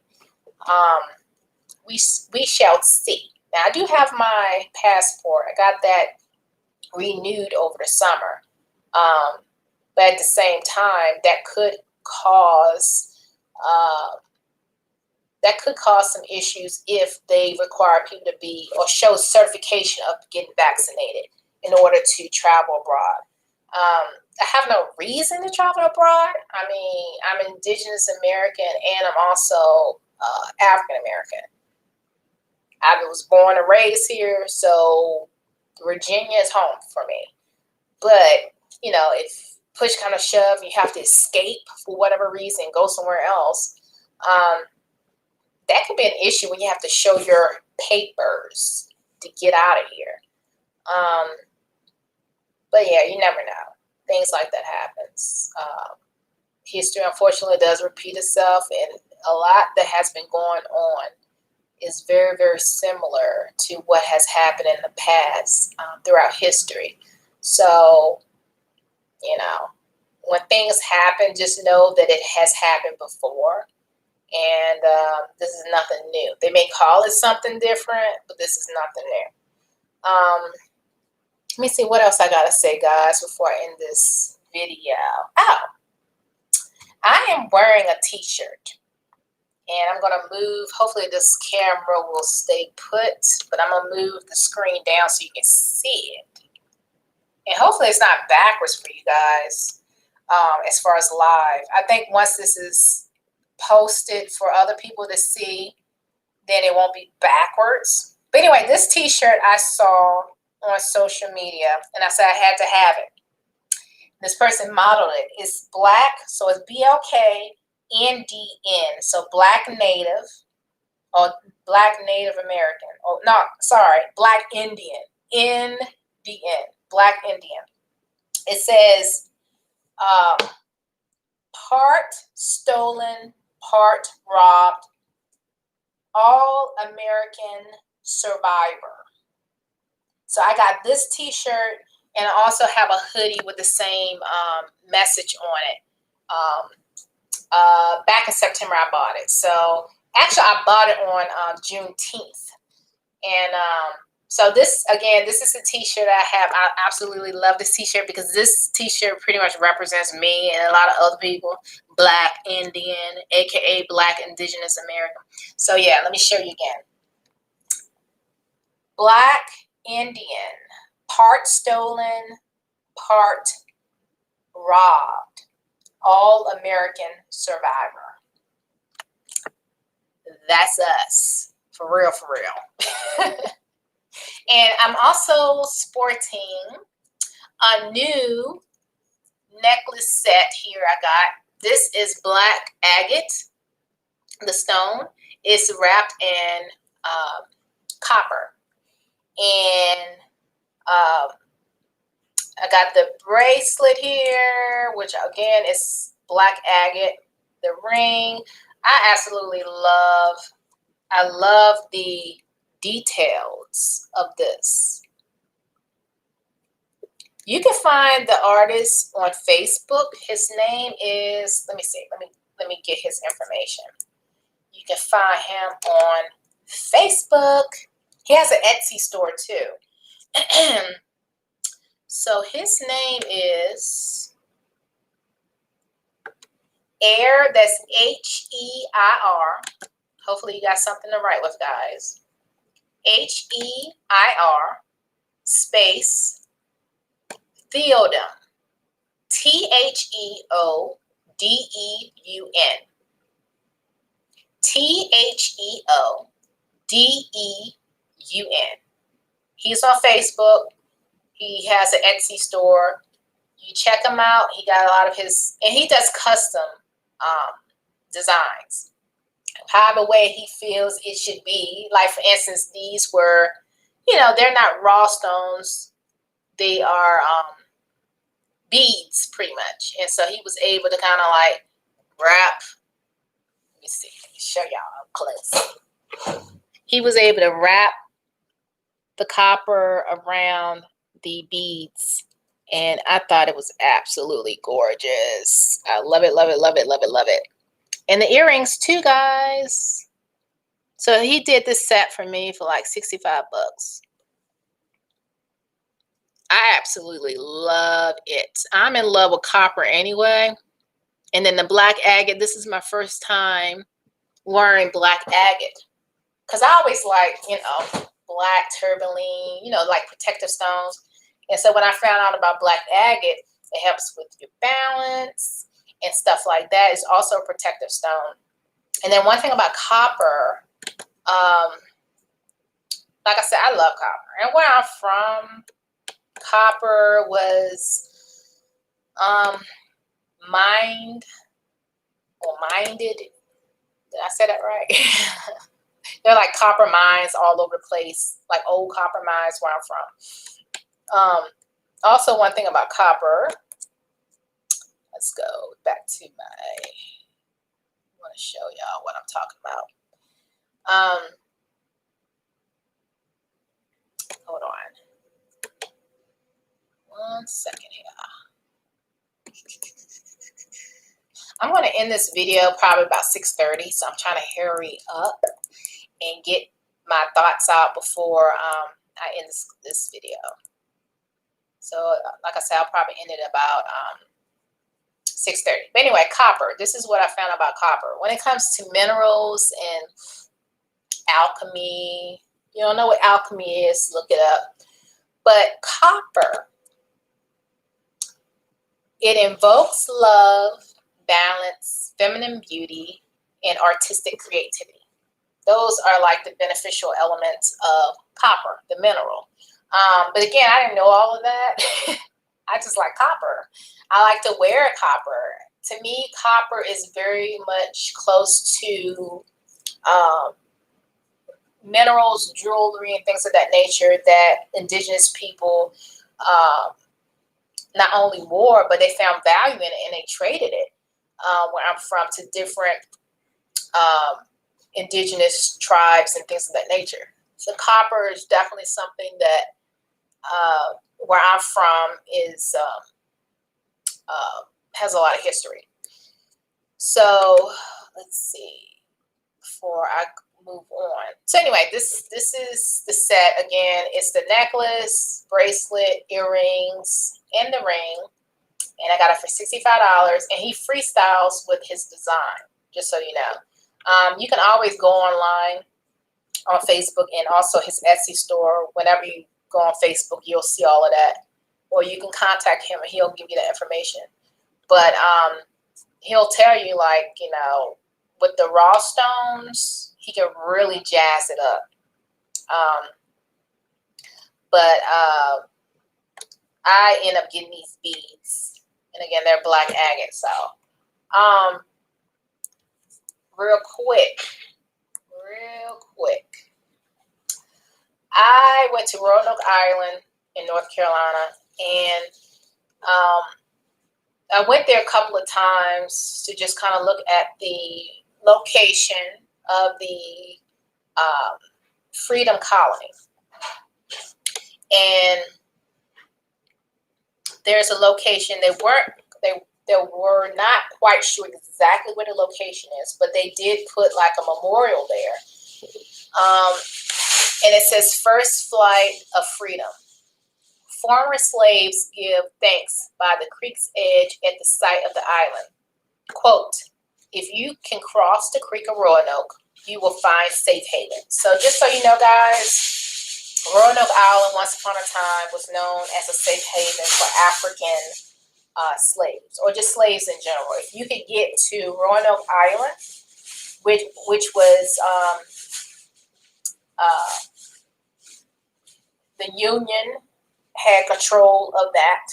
If you can cross that sound into Roanoke Island, then that was like your safe haven. So that was some information I learned about Roanoke Island, and I thought that was beneficial. I also visited the aquarium there as well on that island, and at the entryway of the aquarium is the burial ground of Captain Richard Etheridge. Okay, and for those who are not familiar with Captain Richard Etheridge, he was let's see, let me get some more information. Let's see if I can blow that up.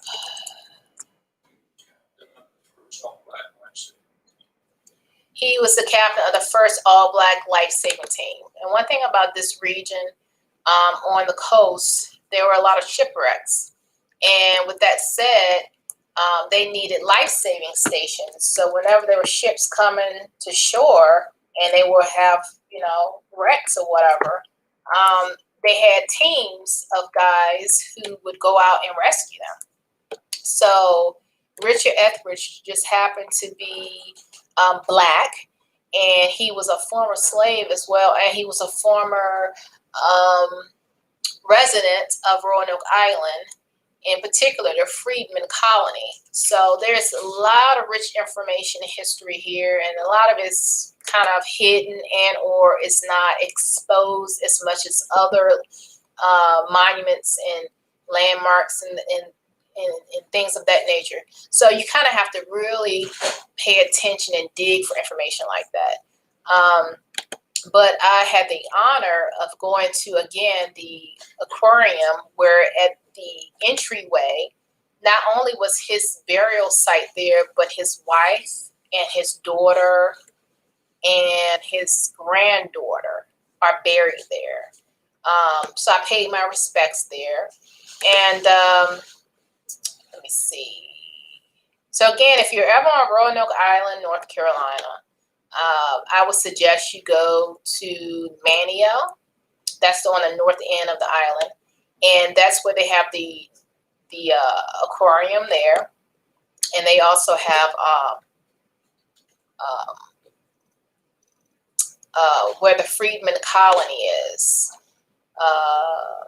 And let's see what else. There's just a lot of history there. Of course, there was indigenous American history. Emmanuel is one of the well-known natives that I think he went overseas, and he was like a representative of his people. But he also somewhat assimilated into the colonial mindset or whatever. So people around here, Maniel is a well-known name.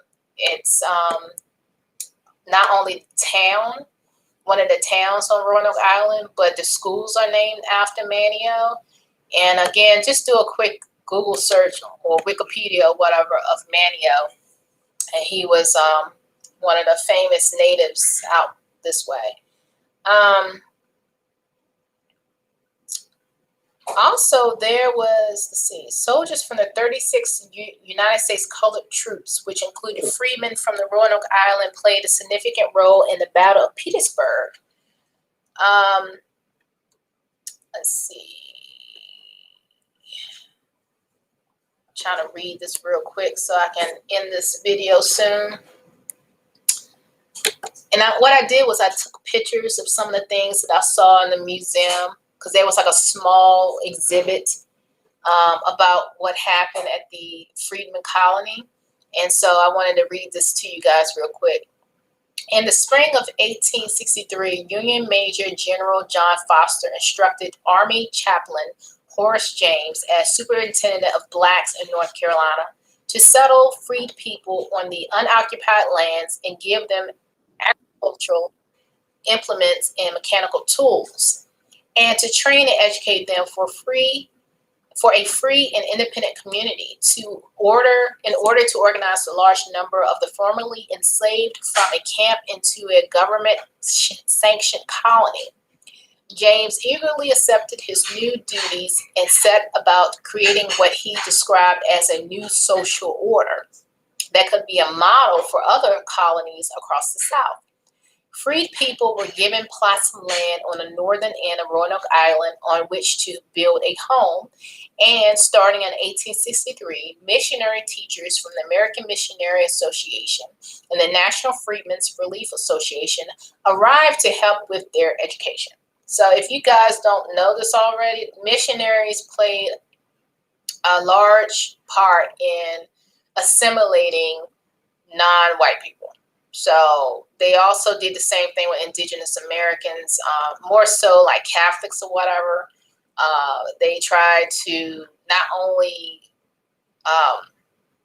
take away the culture that the children were brought up in, but their language and all of that in exchange for converting to Catholicism, okay? So even though this sounds pretty and this sounds nice based on the way it's written in this particular museum, when I took this picture, I also understand the side effects of that, you know what I mean?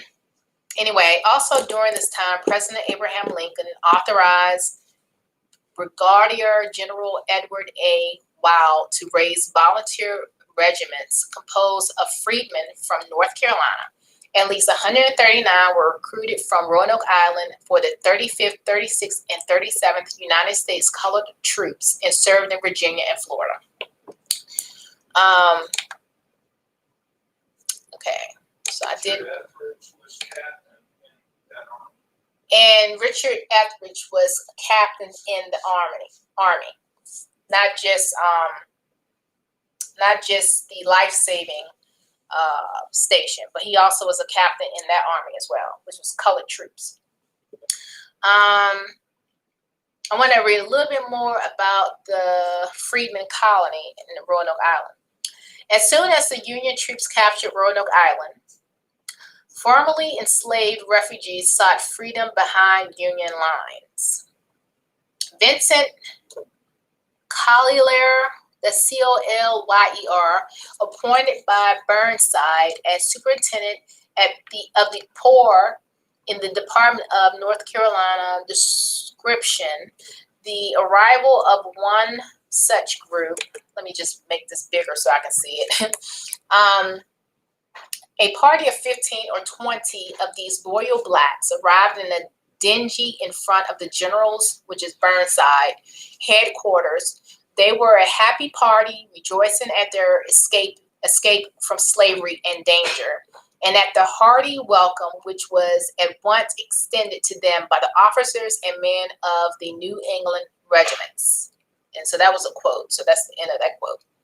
By the end of the war, roughly 3,500 men, women, and children lived in the Freedmen's Colony on Roanoke Island, a settlement with planned streets, churches, and schools. And I did see a copy when I was at that museum. Well, actually, it was a visitor center in Roanoke. What was it called? Roanoke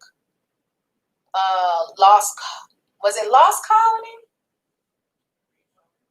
When we left the aquarium and we went to Fort Raleigh, yeah, there's a Fort Raleigh. That's where we were, and that's apparently where the Freedmen's Colony was located.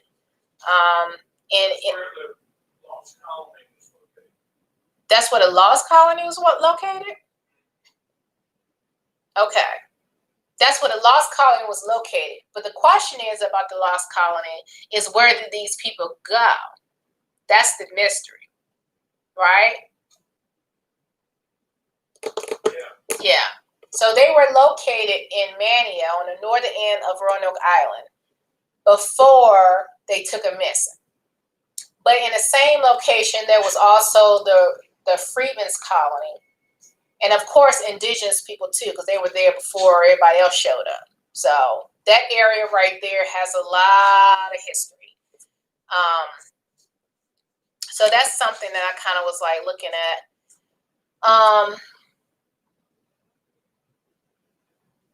Yeah. And I'm trying to just read through this real quick so I can end this video. And I will get to your comments, guys. I just want to get through this, and then I'll read your comments. And again, that was Roanoke Island in North Carolina, aka Outer Banks. And I would suggest anybody that's interested in that kind of history would, make it your business to go check it out. I also wanted to say real quick, I watched, what's the name of it? I watched this documentary on HBO. It's called Between the World and Me. Again, it's called Between the World and Me. It's an HBO documentary. I watched that last weekend, and it was wonderful. It was great. And there was this one quote that was said, and it says, "Why were only our heroes non-violent?" And it caught my attention. Why were only our heroes non-violent? Of course, we're talking about like MLK and things of that nature. And I'm thankful for MLK. But it's like, why is it that our heroes are non-violent? The only heroes that we could be proud of are non-violent ones. But yet, when you think of other people's heroes, they weren't all non-violent. I'm thinking of Christopher Columbus right now. And some people put him on a pedestal. He is like their hero, right? That man was not nonviolent. And his crew was not nonviolent. They were some of the most monstrous people on planet Earth. Raping, killing, stealing, you name it. They were put on a pedestal, in some cases still on a pedestal, and seen as heroes.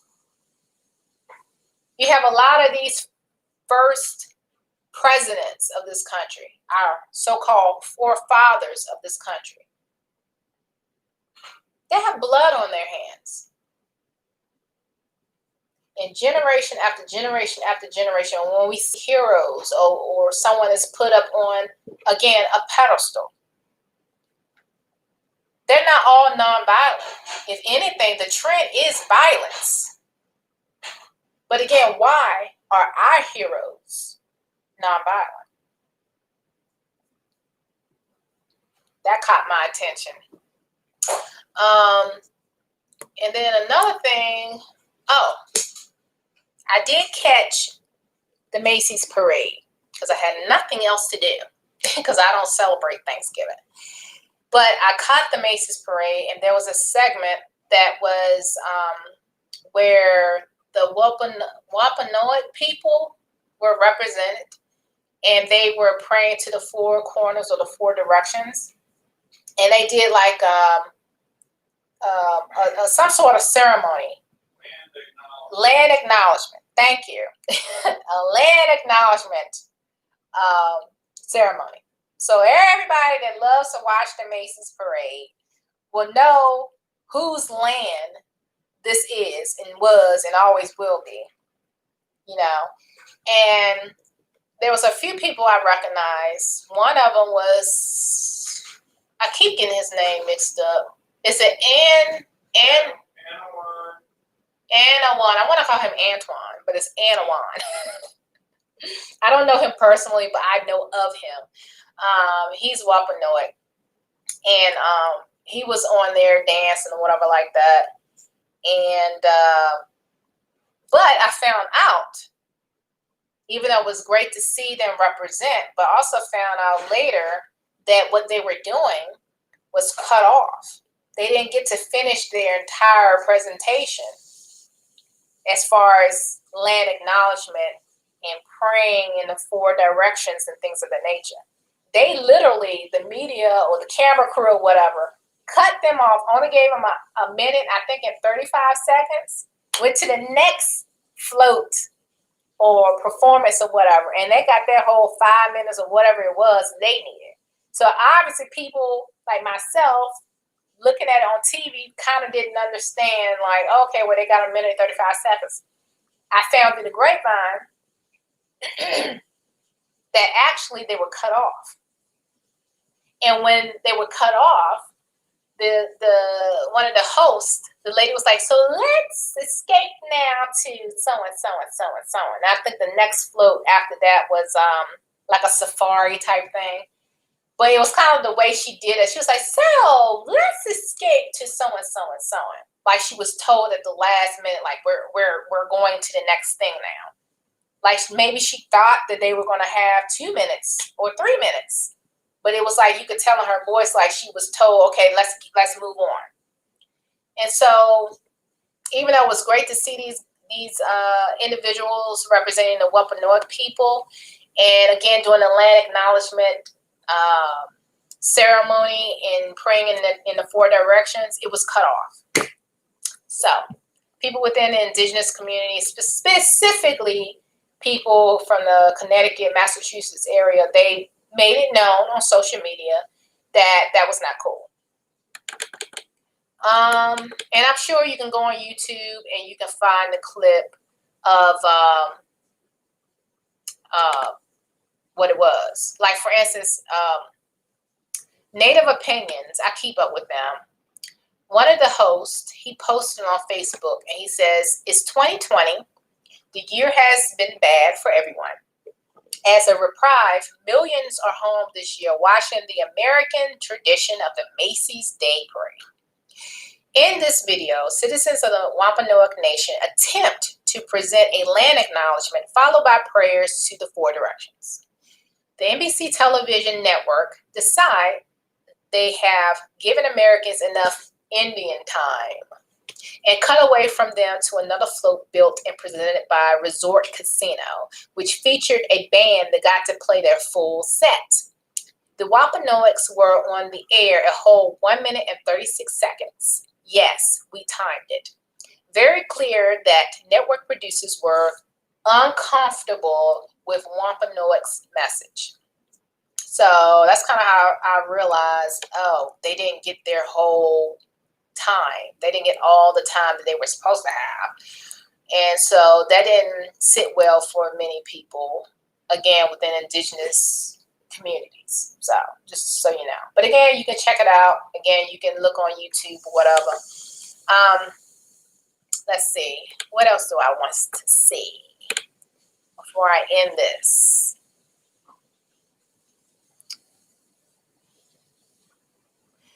I would just say this.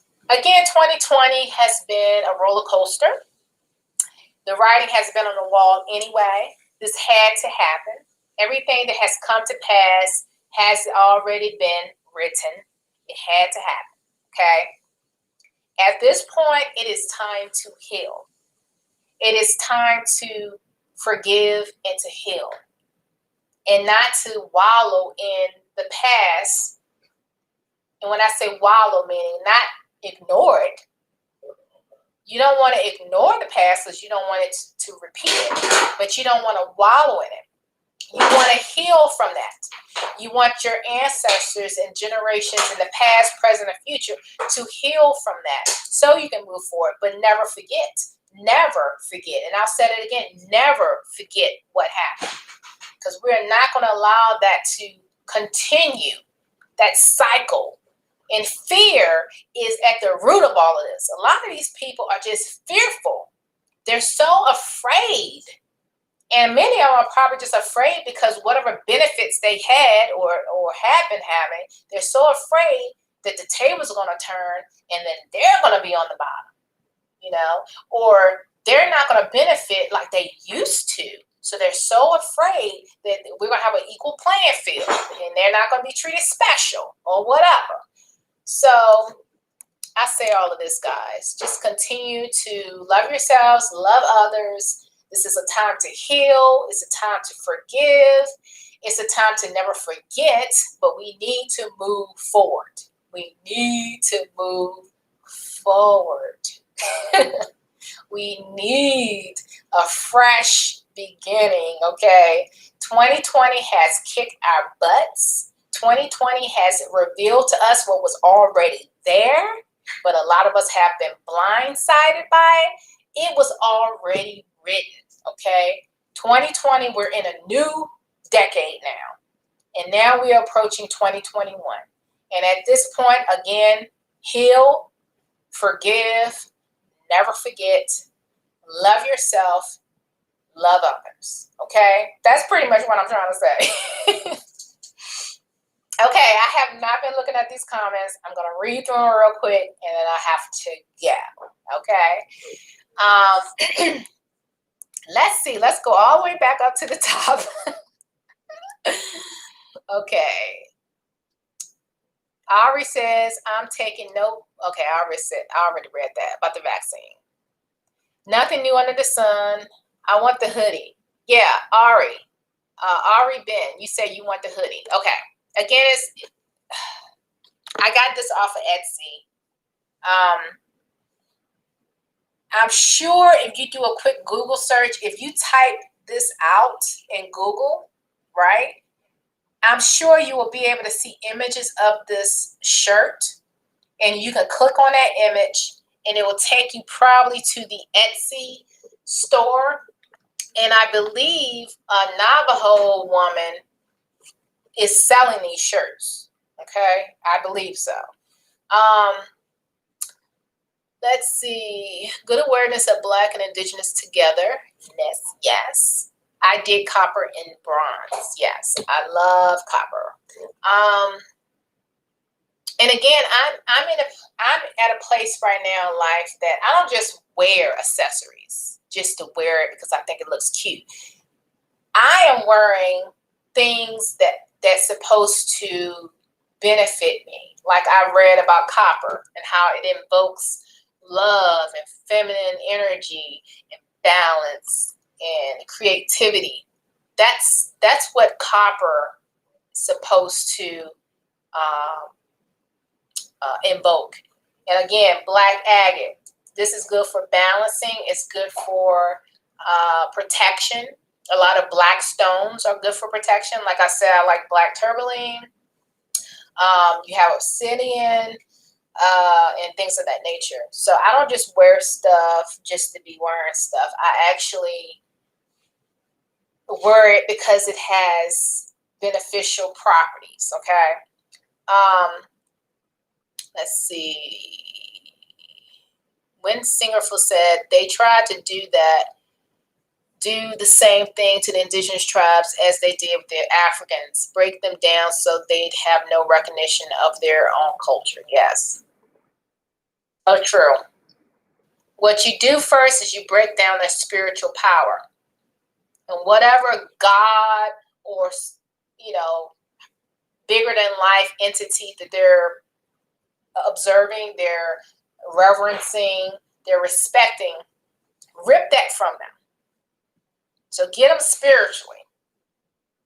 Then all the other stuff, culture and genocide and all that. But get them spiritually first. And some people, I'm sure some people mean well and they believe in whatever they believe. But at the same time, it really is devastating to a group of people. Okay, let's see. No language, no land, no language, and no self-understanding. Malcolm X will go there. Yeah, you're talking about the non-violent versus violent heroes. Yes. Columbus, yes, is a beast or was a beast. Has a lot of blood on his hands, and a lot of these so-called heroes of the Americas have a lot of blood on their hands. Yes. Many of them were not non-violent, but yet they have monuments, they have statues, you name it, because they're honoring them, but they were not non-violent. When Singerful says, I saw an old fellow dancer in the ceremony, Lenape Wapanoak. Yep. There was a couple of people that I recognize. I'm trying to remember what language they were speaking. I'm assuming they were speaking Algonquin. Was it Lenape? Okay. Because some of the words did seem very familiar.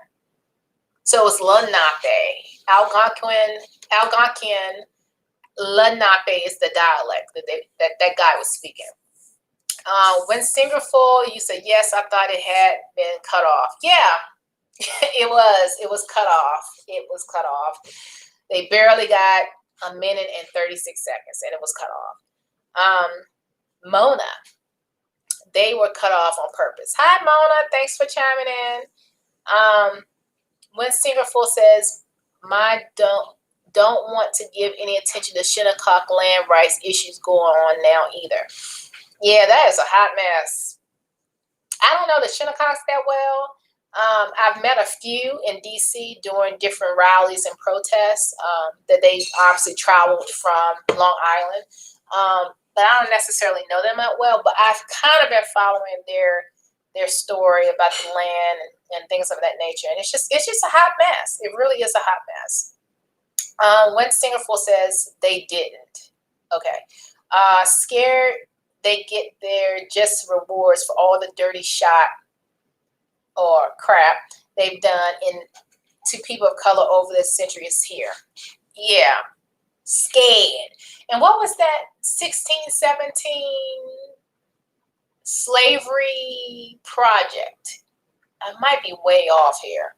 But apparently the clown that's about to leave the White House had a problem with that. He didn't want that project to be taught in schools. Am I right, mister? Was it 1617? I think it's 1616 slavery project.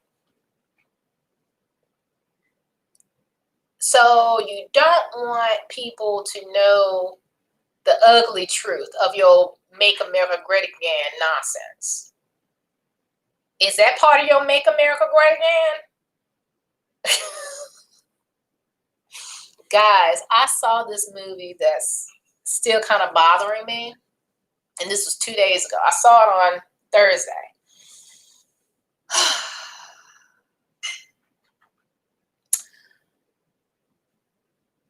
See if I'm going to pronounce this right. Ambellium.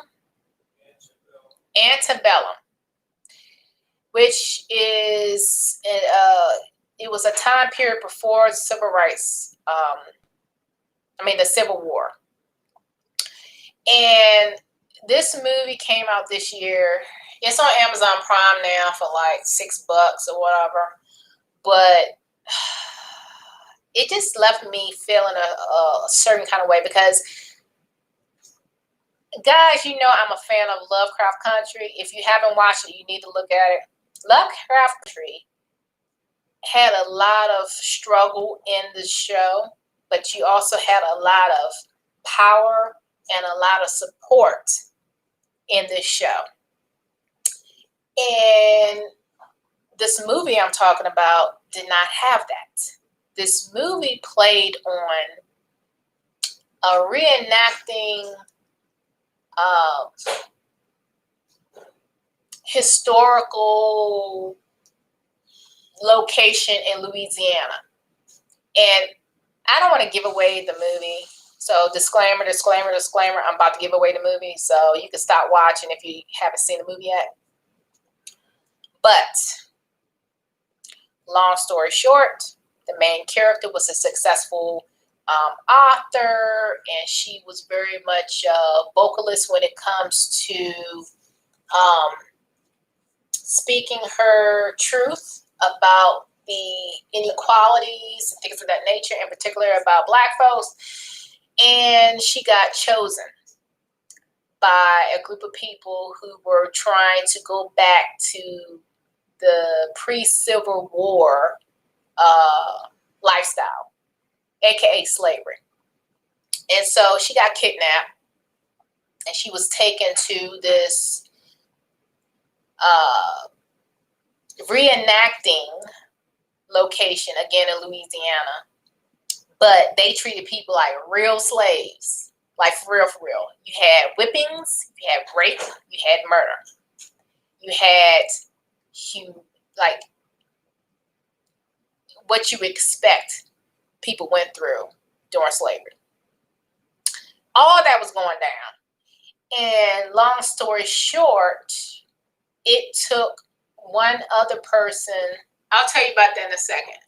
It took one other person to give up hope before the main character decided that she was going to raise up and save her own self and get the authorities in there, the FBI, and shut them down and all of that. I still don't like how the whole movie was put together, because I was thinking that her character would tap into something like an ancestral memory, or do kind of like a Lovecraft thing, like some kind of spiritual support, something. And it just left me feeling like, here we go again, another slave movie. Woe, victimized victims once again. Who the hell wants to keep seeing slavery movies in 2020? Of all years, why do we want to sit around and watch slavery movies? We want to see movies that's, power to the people, uplifting. Now, granted, at the end of this movie, she did take matters into her own hands, and she was kind of like a Malcolm X. Let's just put it that way. But why did it take to the very last 5 minutes of the movie for her to have a backbone? And why all these people that were kidnapped, why they couldn't just raise up and like, wait a minute, we are from the modern times. This is like 2020. You are not going to enslave me.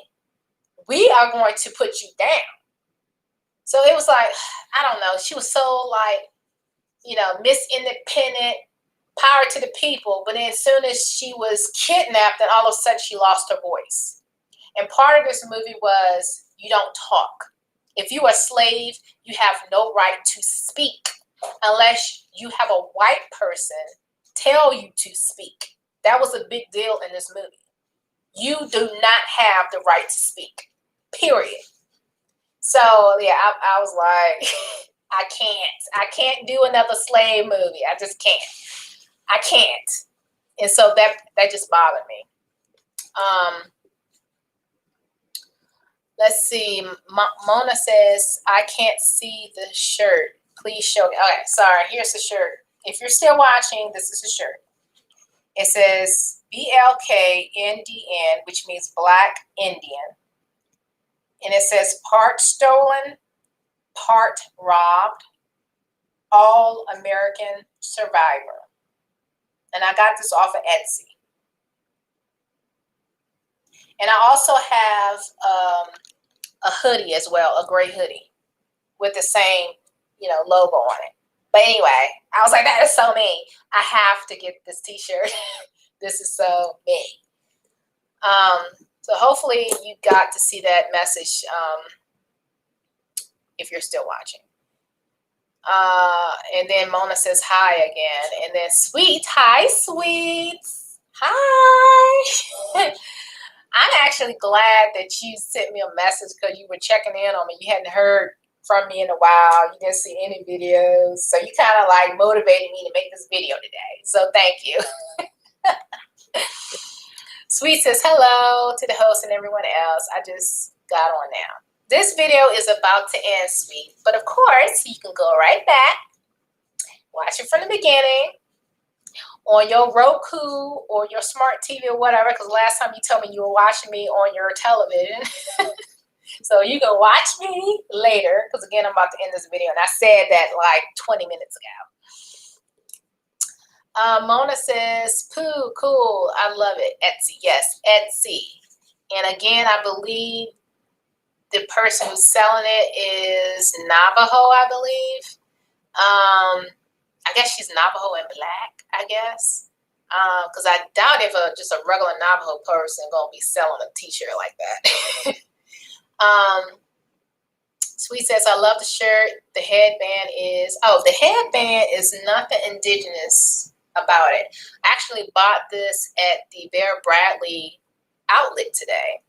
And the store had like 70% off of everything. And so this band I got for $5. This band originally was like $19, maybe $20. So I got it. I was like, oh, that's kind of cute. I like that. I'm going to get that. So anyway, that was Vera Bradley. I actually like Vera Bradley. I like the patterns. Let's see.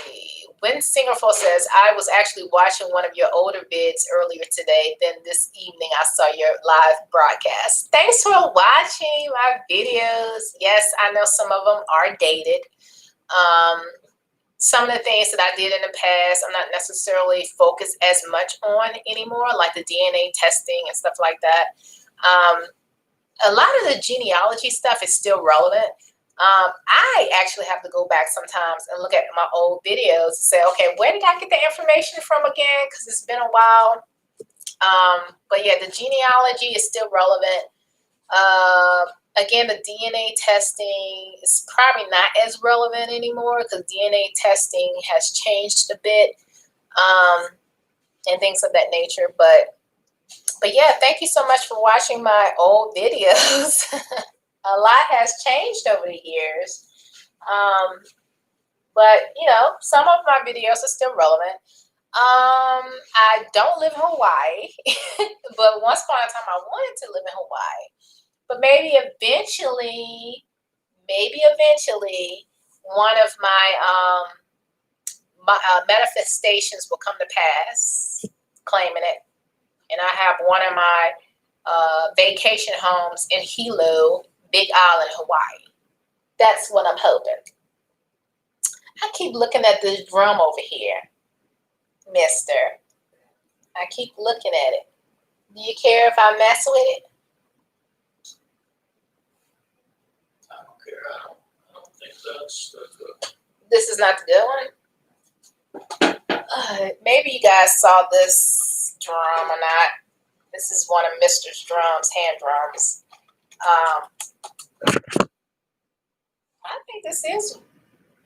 I think this is one of your good ones. It's flat. Yes.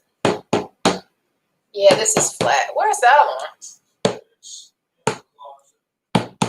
Yeah, this drum is pretty flat. Can we end this video with your song? I don't know all the words. This song is in Algonquin, and it's Lenape mixed with Rednape dialect. And you don't have to sing all the verses. Just sing like the chorus. I'm trying to get my grub. I know you're getting your grub on, but I need you to help me start the song. And this drum is flat, so forgive me. Winga po to winama. Kulama si hutch. Speed it up. Winga Po and me, kulama si hutch. Wani shi keshela mi ke na o mana tu. Galip payak kulama si hutch. Come on, Milty Sue, Nula Masita, Wani Shikeshela mi, Kena Omana tu. Wani Shikeshela mi, Kena Omana tu. I sing a Kiki Nupi, Well, K-A-H-I. Sekweru Wani Shikeshela mi Kena Omana tu. Wani Shikeshela mi Kena Omana tu. Walla Ponte Winama. Wala Pata Nini Kete Hole Mana tu Anini Wani Shikeshela mi Kena Omana tu. Wani Shikeshela mi Kena Omana tu. Again, this drum is kind of on the flat side, but that's Mr. song that he wrote. And Wanishi means thank you. Keshelami means creator. And that's in the Lenape dialect. And that's one of the reasons why I noticed some of the words with the Lenape Wampanoag guy that was speaking during the Macy's parade is because some of the words was familiar, like Manitou means God. That's Rednape, yeah. Well, he might have been mixing them up. I don't know.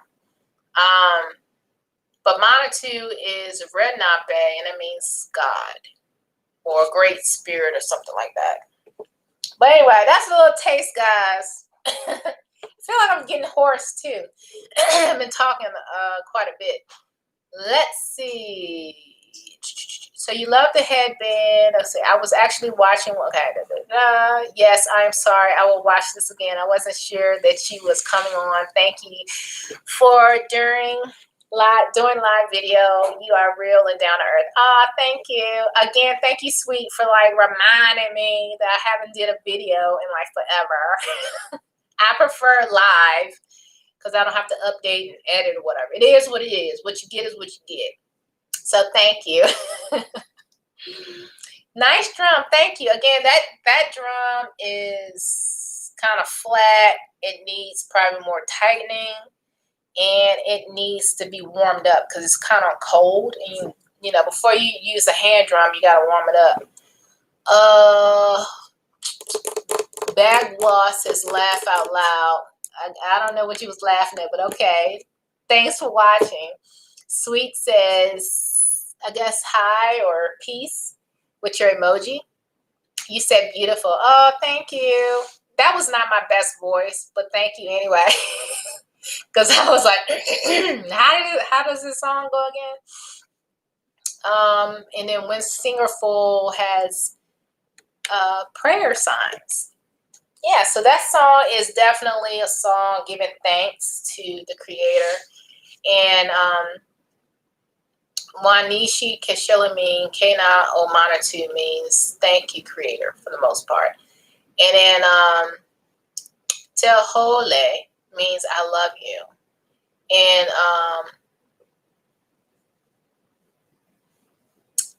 what's the other song? No, now the other phrase is I'm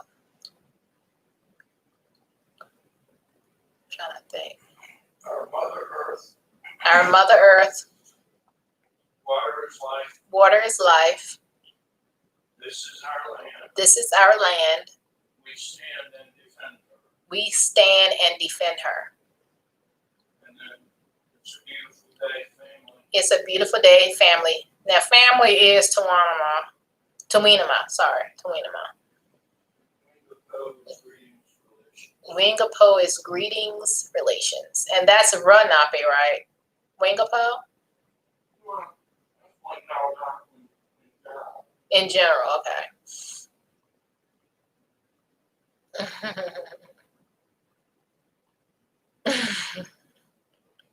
Somebody said, get your grub on, because you said you were trying to eat. Beyond Meat, guys. Vegetarian.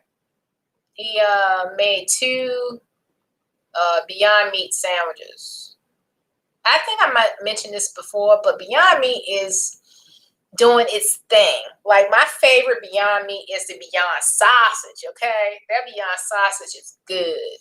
And I was introduced to that via Dunkin' Donuts. So you can get a Dunkin' Donuts sausage and egg biscuit Beyond Sausage, and it's really good. So they have them in stores now. So they have the Beyond Sausage, but what he's eating is the Beyond Meat, which is like, I guess, the original vegetarian burger. So that's what he's eating right now. And I am about to take a shower, and I don't even know what I'm going to eat. What should I eat? Maybe I should fry up that sausage. That Beyond Sausage. And I do have McMuffins, so I can put them on McMuffins. And then just have 2 eggs and call it a night. Oh, and I got some sweet potato pie, y'all.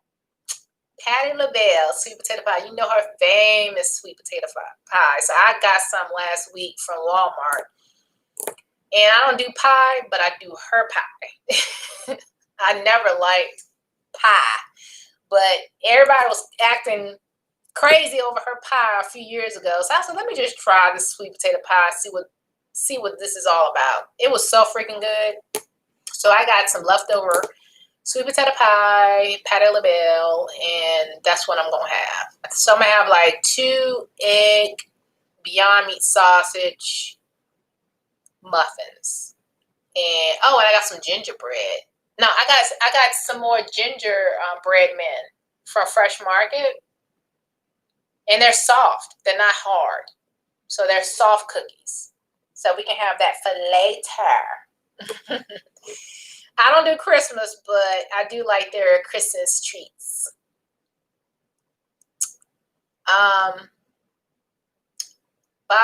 Bagua says, when Singapore says, thanks for the translation. You're welcome, guys. Mr. made that song, or created a song about, was it a year ago? Or a year and a half ago? 3 years ago. You created that song 3 years ago.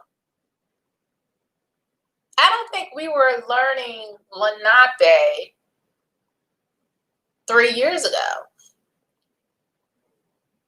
So we started learning Lenape, Algonquin, Lenape dialect 3 years ago. Okay. I've mentioned this before, guys, but we also use this online dictionary. It's called Lenape. Is it Lenape Dictionary? Yeah, I think that's what it's called. But anyway, Lenape, because I guess there's just more people speaking that dialect of Algonquin. So you can actually go on this online website and you can type in like hello or whatever. Type it in, and then they'll give you the Lenape version, and you can click on it and hear someone speak. So that actually helps with the language. And like for me, I said Nuensi Nikanuhewe, which means my name is female leader. So that's what that is.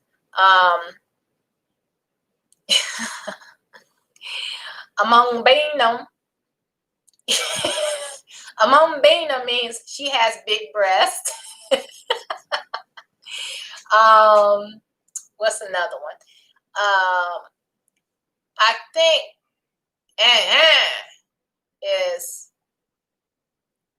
is yes, right? Because you know how sometimes we say or yeah, Well, actually in Lenape it's which means yes or Well, means yes, but in Lenape it's like that.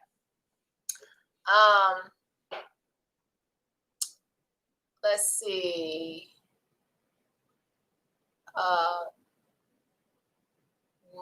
Weliale Payak means good morning, right? Weliale Luku, is that right? So I haven't said it in a while. Welaluku means good evening or good night, and that's what I need to say. But anyway, there's so much more to talk about, guys, but I'm going to leave it there. Stay blessed. Be a blessing to others. Love yourselves. Love others. Again, let's move forward. Love. Heal. Forgive. And just move forward. Because we're stronger when we move forward and we heal from past experiences. And that means generational trauma. Not just what we're dealing with today, but a lot of the stuff that went on in the past, generations ago, throughout our ancestors' lives and stuff. We have to heal that so we can move forward and be great. And if you're already great, be greater. Okay? Thanks, Bahua, for your compliments. Yes, breakfast dinner. I'm a big breakfast person, so that's exactly what I'm about to do. Eat some breakfast. And Sweet says, yes, I love sweet potato pies. I am surprised you found the pie. Walmart, Super Walmart is where I found it. You gotta, if you have a Walmart with a bakery section, you should be able to find her sweet potato pies. Anyway, guys, I'm done. I'm done. Oh, the lipstick that I'm wearing, you may not be able to see because the lighting or whatever. But this lipstick is owned by a Black and Indigenous young lady. And the name of this, Ashi Beauty, that's the name of it. She is Dene, and she is African American. And so she has this cosmetic line. Again, it's called Ashi Beauty. It's AH-SHI Beauty. She's on Facebook. She has a website and all of that. Again, she represents the Dene people, and she also is African American. She was born and raised on a Navajo reservation, so her culture and all that is Indigenous American. Okay, I suggest you guys go support her. At least, this weekend or whatever, because she's giving out some really deep discounts. And I got this lipstick from her. This lipstick the name of it is Voodoo. It's one of her darker color lipsticks. But she has lipstick, eyeliner, foundation, different types of foundation, liquid, compact, different powders, a typical high-end makeup cosmetic line. So give her a shout out, guys. She does have a storefront in Gallup, New Mexico. So if you're in that area, go check her out. But yeah, it's called Ashi Dene Nation. So it's Ashi Beauty. So and she's a sweetheart too. I've been in contact with her a few times, asking different things, and she kind of helped me out, thinking which kind of foundation will look good on me or whatever. If you're familiar with Radmilla Cody, she's also Dene, and she once upon a time was Miss Navajo. And she and the owner of Ashi Beauty, they've done some collaboration or whatever. So Radmilla Cody pretty much put her stamp of approval on this particular business. And of course, they're both Dene, right? And they're both African American as well. So, there you go. So anyway, guys, enough of that. Thank you so much for watching. Stay blessed, be a blessing to others. Until next time, toodles.